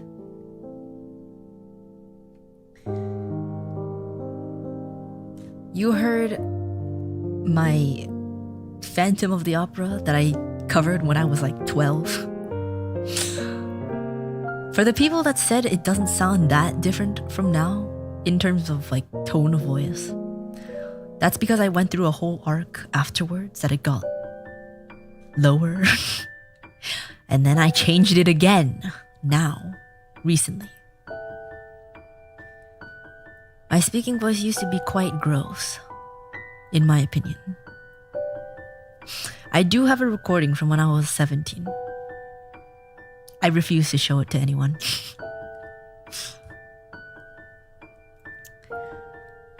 I refuse. It's not even, it's not... I think most people hate their voices. The thing is though, if I watch my VODs now, I can tolerate it. Like, I like my voice now. It's fine. But,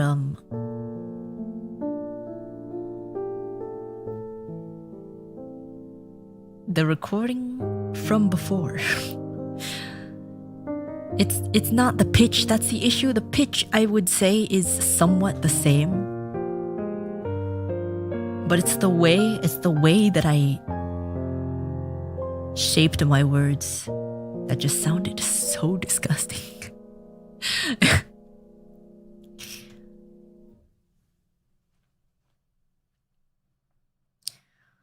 How did you change your voice in the first place?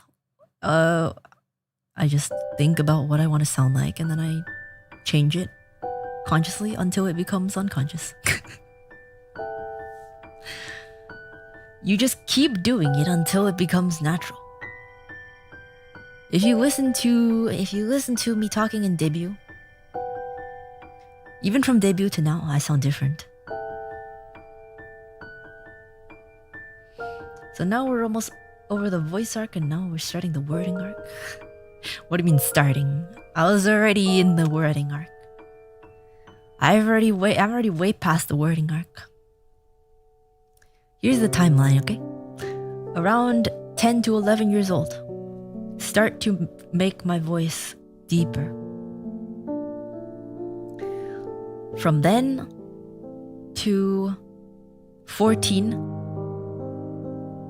that's when, like, you know, the stuff happens. So throughout then, changes. I continually still forcing it down. And then it was very low and the wording was very masculine. Not the wording, the shaping of the words was quite masculine. And throughout high school pretty much stayed the same, except for some reason I decided to make myself sound more. How do you say it? For some reason I decided to make myself, you know, like when I say that, or like that, you know how the tip of your tongue touches the front of the roof of your mouth. There was a YouTuber that I watched who sounded very, I really don't know how to word this, very white girl, I guess. And for some reason, I really like the way that she ended her T's. Like instead of saying that, she'll instead of touching the tip of the tongue to the roof of the mouth, it'll be with the throat. So instead of that, it's that. You know? Your tongue doesn't move upwards, it just goes that. You stop it with your throat. I conditioned myself to talk like that for some reason. I don't quite know why. And so that was part of the arc. And then fast forward many years later, when I started to record my speaking in order to okay, no, I skipped part of it. In the around 11 to 14, there was the voice acting arc in which I started to listen to what my own voice sounded like, not through my own ears, and then I was like, damn, that's kind of gross. And that's when I started to realize, I'm like, damn, my voice is kind of disgusting. Okay, back to the after high school arc. Fast forward a few years. I started to record things for auditions, and I would listen back to what I say, and I'm like, that's disgusting. That is disgusting. And I'm not talking about the way I'm talking now, it's how I was talking before. If I tried to do it now, it's kind of hard to revert back on the spot. But I just really didn't like it. And throughout the process, I just kept recording with different variations. Let me see if I can do it now.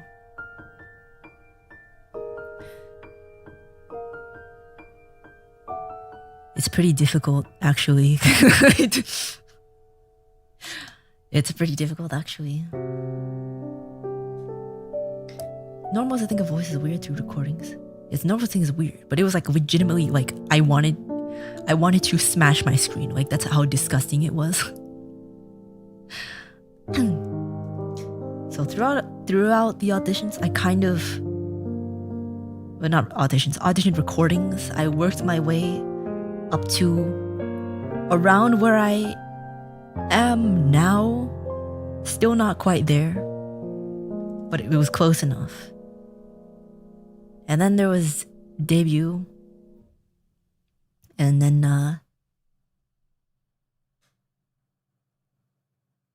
it was fine. People were like, cool, you sound cool. But then there were also the people that were like, that's a dude. so that's when I started to change the shaping of my words to sound softer, I guess you would say. Like, let's just take that word for example, softer instead of softer.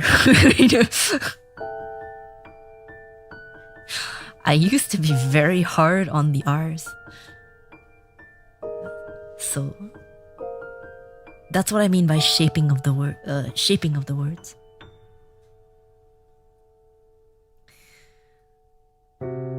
So yeah. And throughout I just keep changing it to fit how I want it to sound. I know it sounds kind of psychotic, but people do it all the time. Maybe just not that often.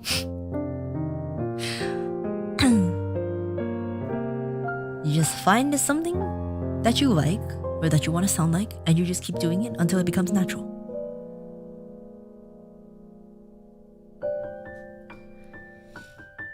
You don't sound like a dude. I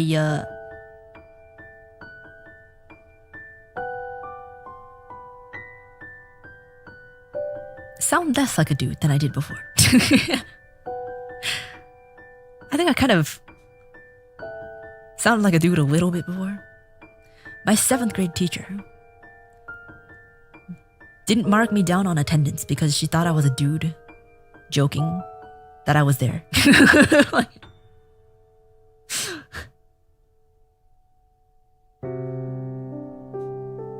can you give your dude intonation a whirl? It's hard. I can't do it on the spot. It's very difficult. What do you want me to say? Bears should sound lower. bears should sound lower pitched. So you're all right. Is that a guy? Marry me. The dichotomy of Uruka's comments. It's really hard. I can't just change it right now.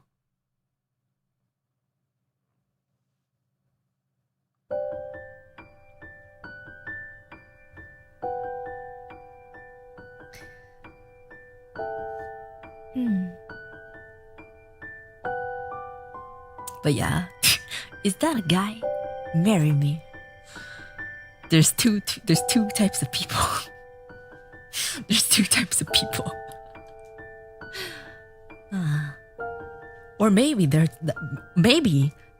a 3rd type of person that's like, that's a dude. Marry me.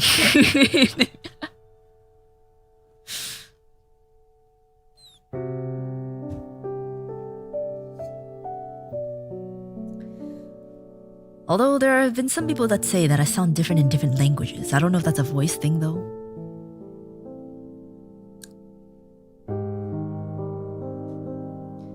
People say you have a husky voice, but you're just not the usual anime girl squeaky, and I think that's fine. I feel like I've definitely, like, just in the wild, there's a lot of people that have quite husky voices. Like, I don't think this is considered husky. Like, there are people who are like actually husky. I just don't sound like a normal anime girl. Yeah.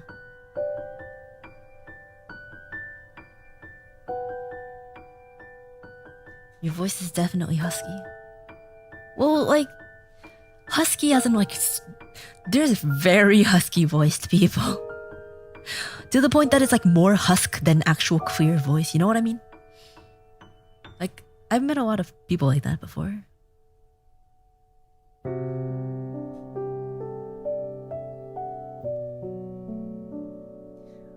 Uruka's that tomboy anime girl that has female fan clubs. You joke, but okay, I don't have any fan clubs.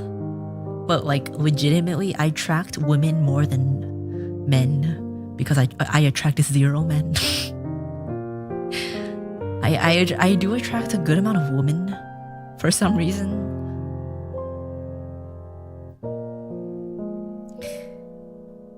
I was talking to Sheena about this, and she was like, I can see how that happens. She tried to deny it a bit, but then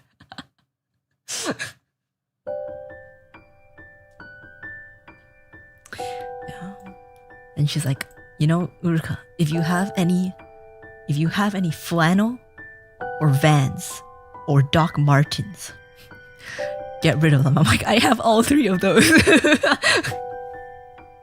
I don't wear flannels anymore. I used to wear flannels in high school.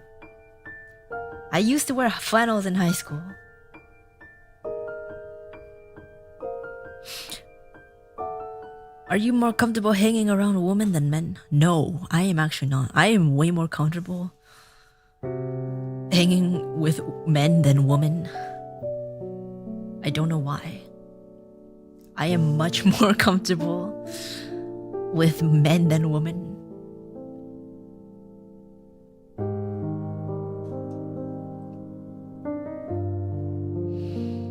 Tomboy. Yeah, I used to play soccer with the boys in elementary school. Cause women need to be girly. See, there's a lot of things that like I just don't understand about being a woman. Like I'm still learning things, you know? Every time someone's like, you have to like wear nice underwear. I'm like, no one's gonna see it. Why do I like why? Why do you need to wear nice underwear? For who? I'm literally, you're just going grocery shopping. Like, what?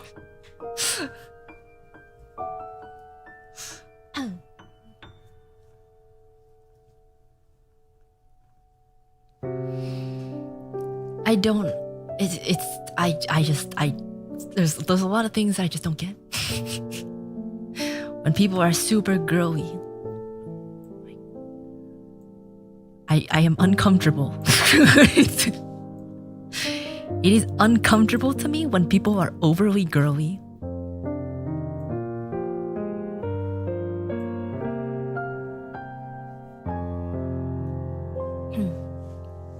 For the confidence, they say. Okay, see, I kind of understand that, but also like, just pretend. Just pretend you're wearing them. I don't know.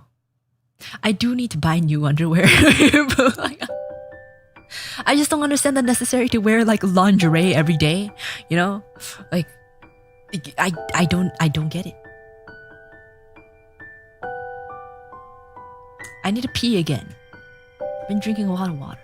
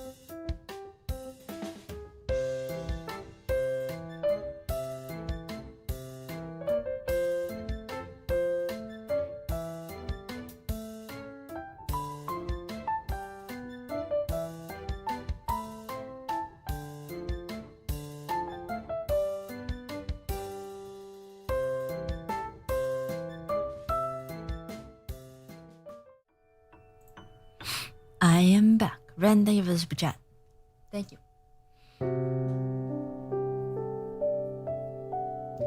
I'm drinking water. I'm drinking water. It's to help with the muscle tension.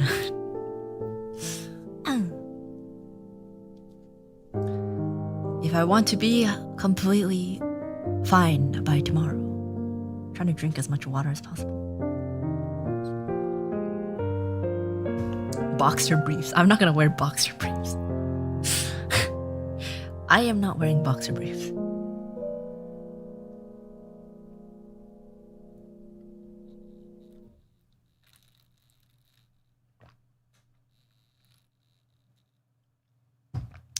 Plain white with bear print.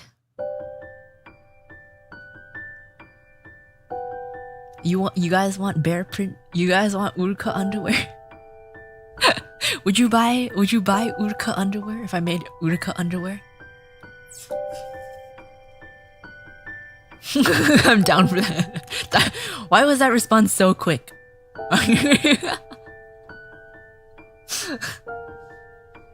Why was that such a quick response? Somehow I think that will work. Really?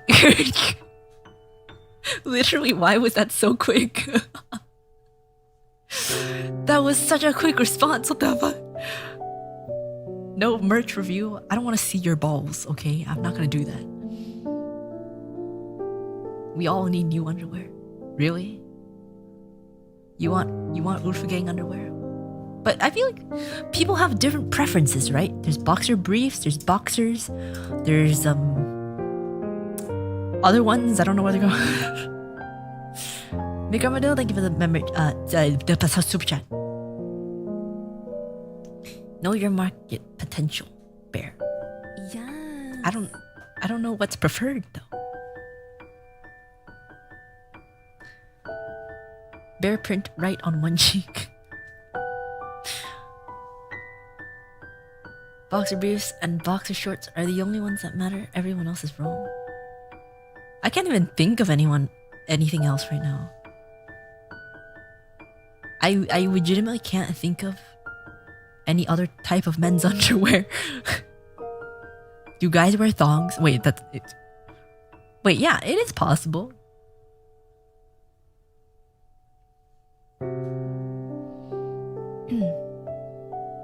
There's different sizes. Will it be obese neckbeard size or malnourished femboy? Probably closer to the malnourished femboy side.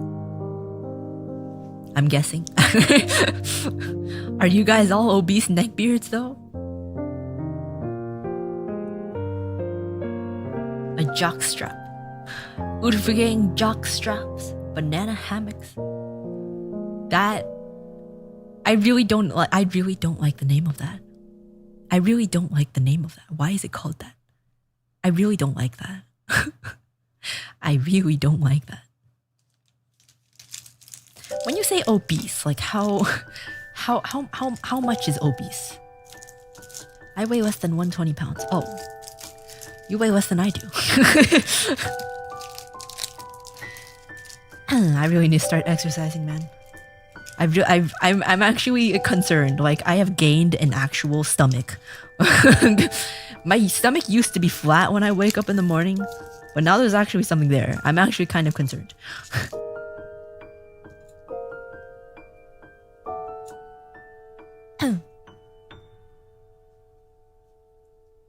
It's all those snacks you eat. I say as I eat another Reese's. I used to eat a lot of snacks too. I just stopped exercising.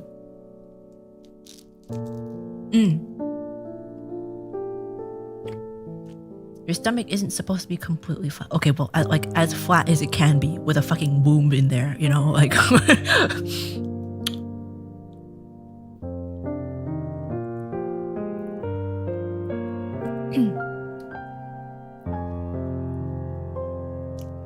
Also bloated right now. Okay, well, just like in general, you know, in general.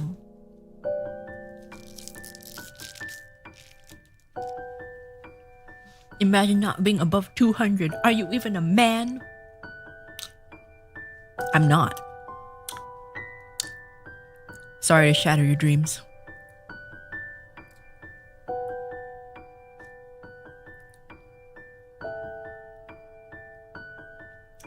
Urka preggers.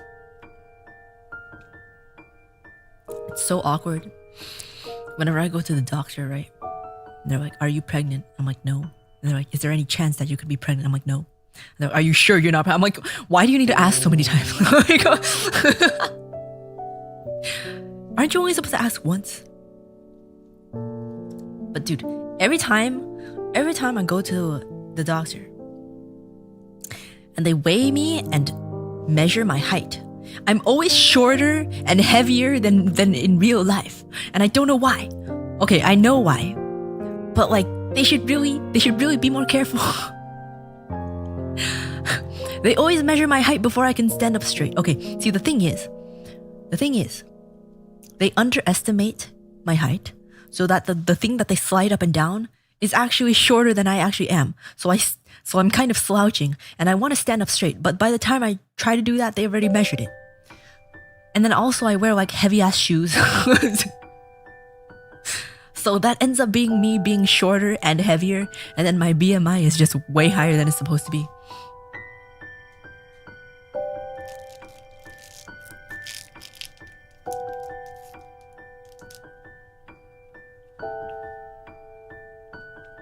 I'm supposed to take the shoes off. They don't tell me to.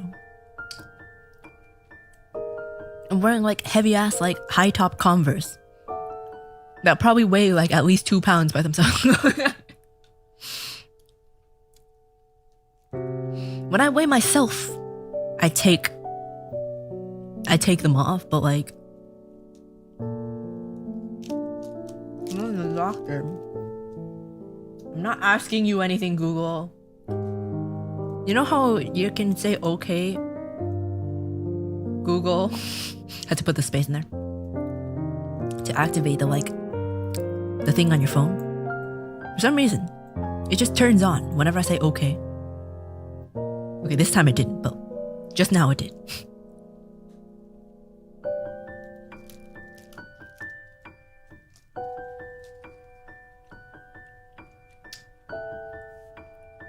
Wear your hair up to gain an inch or two. That's not how it works.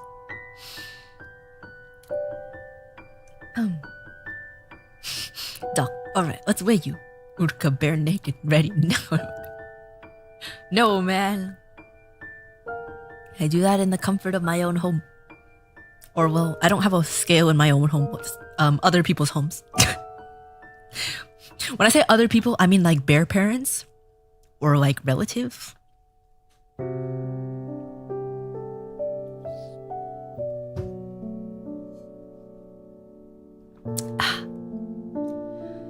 But yeah, according to the doctor's office, I gained like 7 pounds. I only gained like 5. And the last time I went was like 2 years ago, so like it's not that big of a deal. I do want to lose it, but like, you know, it's not that big of a deal. Like,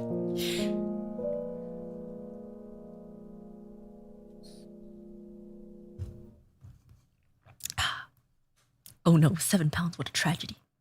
I need to go back to my 17.9 BMI.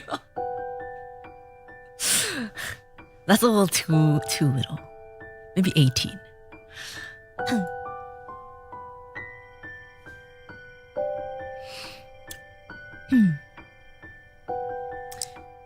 Really don't want to have a stubby stomach. But also, my hip is injured, so it's hard to exercise. You can fluctuate a lot during the day. See, the thing is, I try to weigh myself in the morning before I've eaten or anything.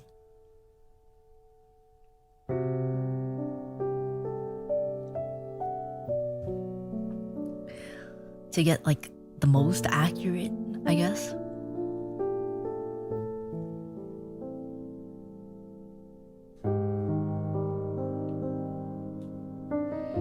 How did you hurt your hip? I don't know if it hurt really, but one of the muscles / tendons, I'm not really quite sure, is too loose, so it hurts a lot to do certain movements. I don't want to say exactly. Okay, it's not that weird. It hurts to open my hips. In any kind of way. On the right side.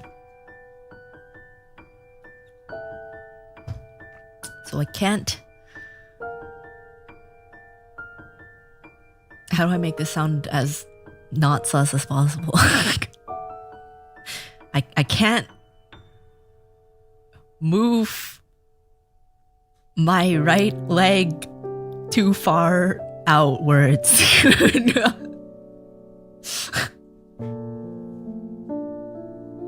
There was a time that it hurt so badly that when I lay down, it still hurt. And if I turn just a little bit, it still hurt. Because when you... Jupe, thank you for the member chat. It's a sign that you're getting old. No. It's, something about the biology of a female that, like, our muscles or tendons or something can be a lot looser than guys. And that's a source of a lot of injury in sports or something. But people don't realize it sometimes.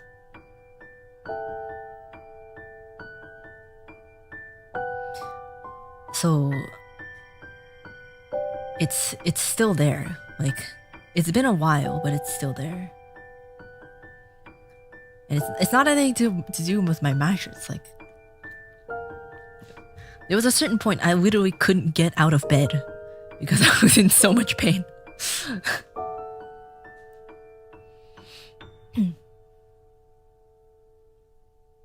Yeah. Because like in kickboxing, I don't know how to freaking explain it. You know when you kick, like, how do you say it? I don't actually know what it's called. I just do it. Like the one where you have to turn and the fuck do you call it? Freaking roundhouse kick or something? The kind where you turn to the side and you kick from the side.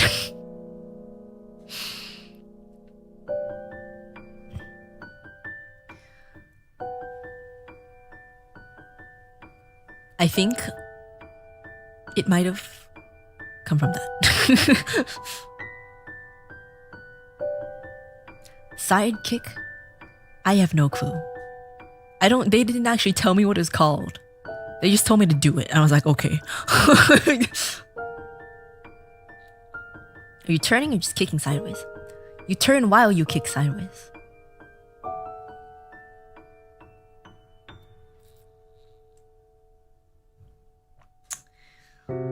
So I was doing that and suddenly felt like a very sharp pain in my right hip.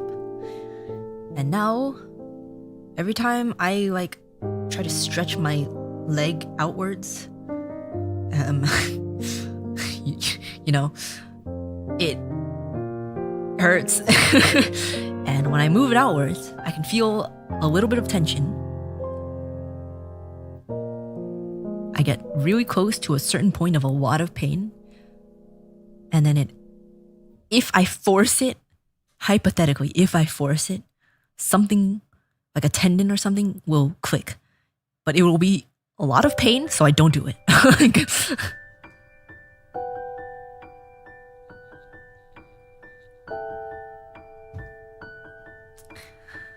So yeah, I haven't been doing much. You have this issue for how long now? A few months, I would say. I don't remember, but it's definitely been a few months.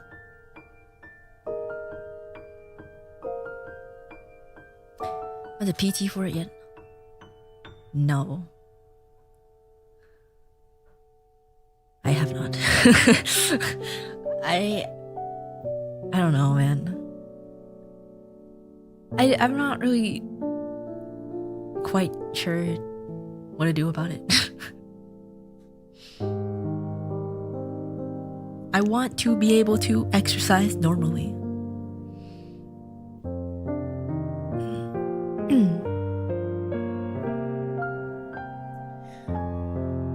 You pulled your hip flexor, go see an ortho.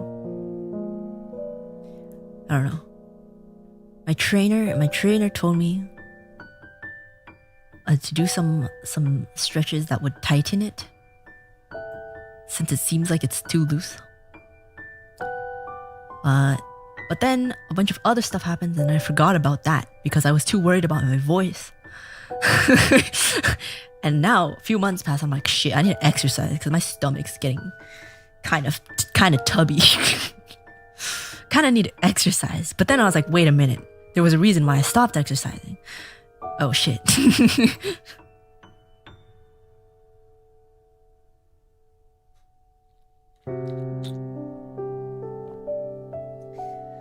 Yeah. There was a time that I was pretty into exercise. I actually really like to exercise now. I used to freaking hate PE. But I find it quite relaxing. At least if I'm in my own if I have very close access to a shower. If I have very close access to a shower, it's really nice to work up a sweat. If I'm not anywhere nearby a shower though, I refuse. Lona, thank you so much for super chat. Just need to save to upgrade your hip. I need to upgrade. I don't know, man. There's a lot of things about my body that's like not quite right, but a lot of those things comes with being a string player. And by now, I can't really tell what's supposed to be there and what's not anymore because it's just been so long. Like,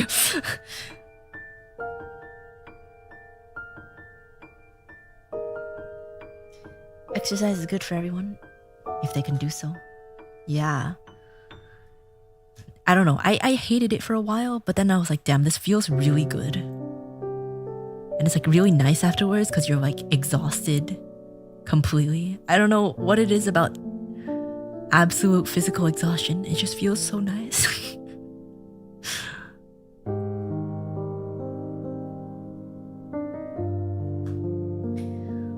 Alas, I cannot do it right now without hurting myself.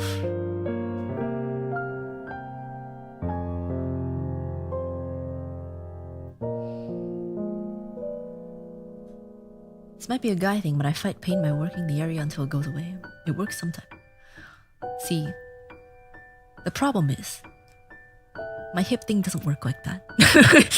It would only injure it more.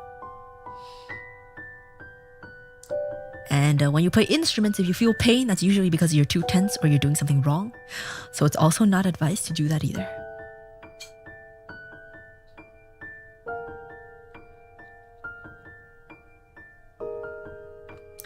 It's a stress reliever. You get endorphins from exercise. I know. Like, I need me my endorphins, man. But I can't. I can't do it.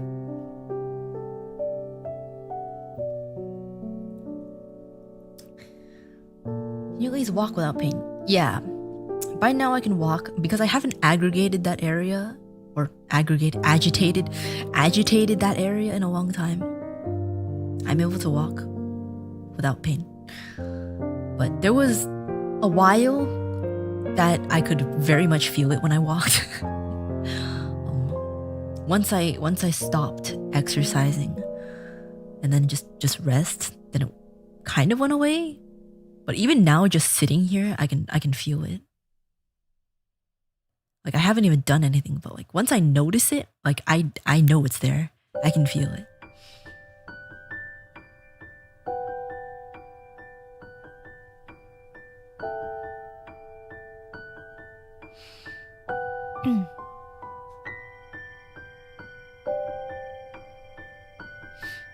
I once nearly broke my ankle and refused to go to the doctor. I walked in pain for a week until I went away. I broke my arm. I didn't nearly break. I actually broke my arm and I did not go to the doctor for 2 weeks. Not by my choice though. It hurt like hell.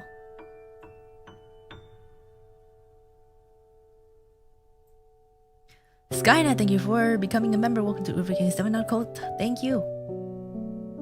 That's not healthy. Yeah, I was in 4th grade. And no one believed me when I said it was open, that it was broken.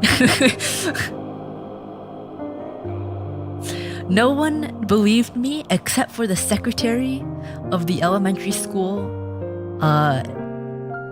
office, because I would go to the elementary school office every day to get a pack of ice. I wore a hoodie and I got a pack of ice from the office. I put the ice in my hoodie pocket and then I just slung my arm in the hoodie pocket with the ice. And I remember like every day that I would go back, the secretary was like, "Are you okay?" And I'm like, "I don't know."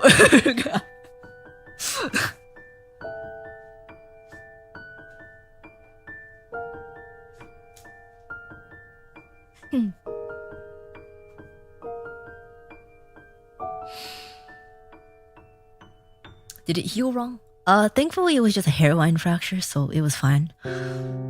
I'm pretty sure if it was actually like visibly broken, it would be much easier to convince people that it was broken. It wasn't visibly broken. That was the issue. It just hurt like a lot. But it was able to heal. It was able to heal by itself. By the time I got to the hospital, they were like, oh, it's already healing by itself, so we can't really do anything.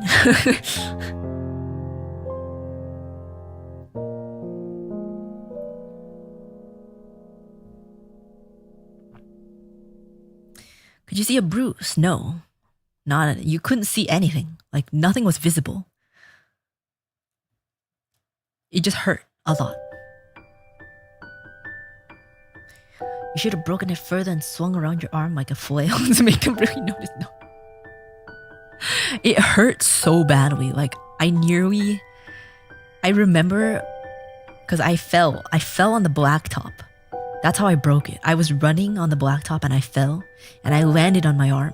And I remember I nearly passed out. Like, it hurt so badly.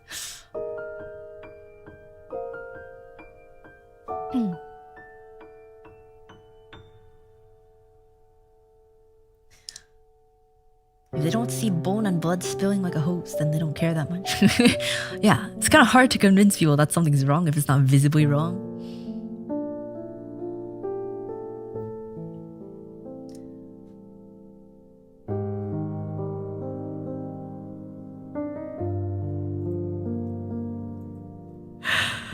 Oh, I've went far longer than I intended to. And I should probably get to sleep.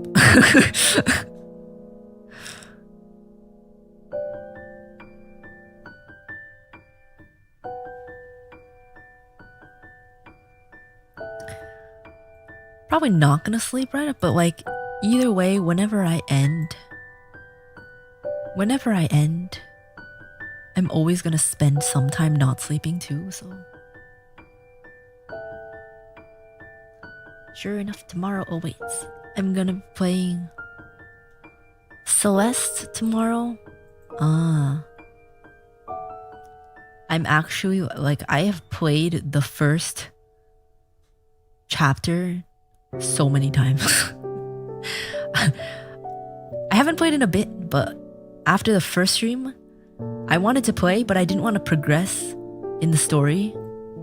So I just kept playing the first stage over and over again. It's pretty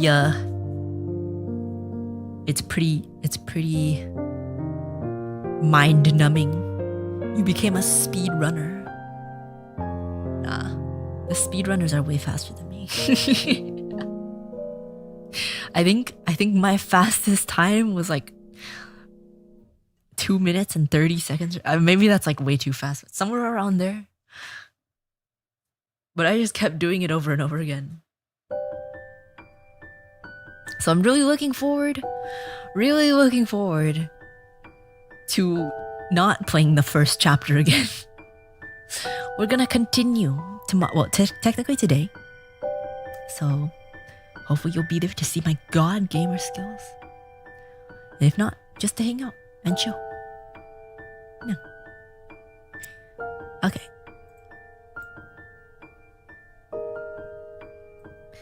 What even is the Thursday stream on Twitch about? It's a game.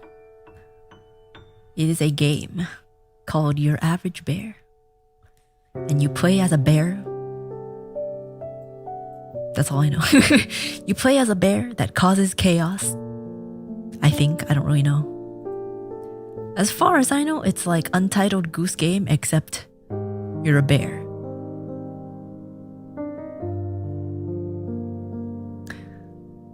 Okay, the only people live right now that I can redirect to are Kiara or Bay.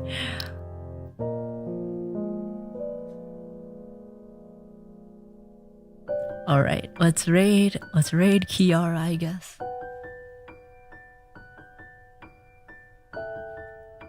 Oh, okay, I guess not. You guys on Bay, okay. Okay. The Zoomer rat.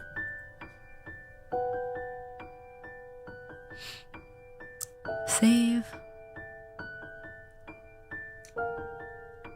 Wake up one of your gen mates and make them stream so you can raid them. The next stream is not gonna be...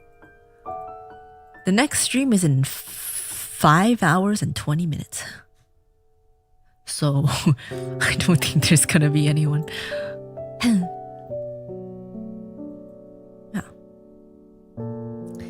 Let's have a blue bear raid. And...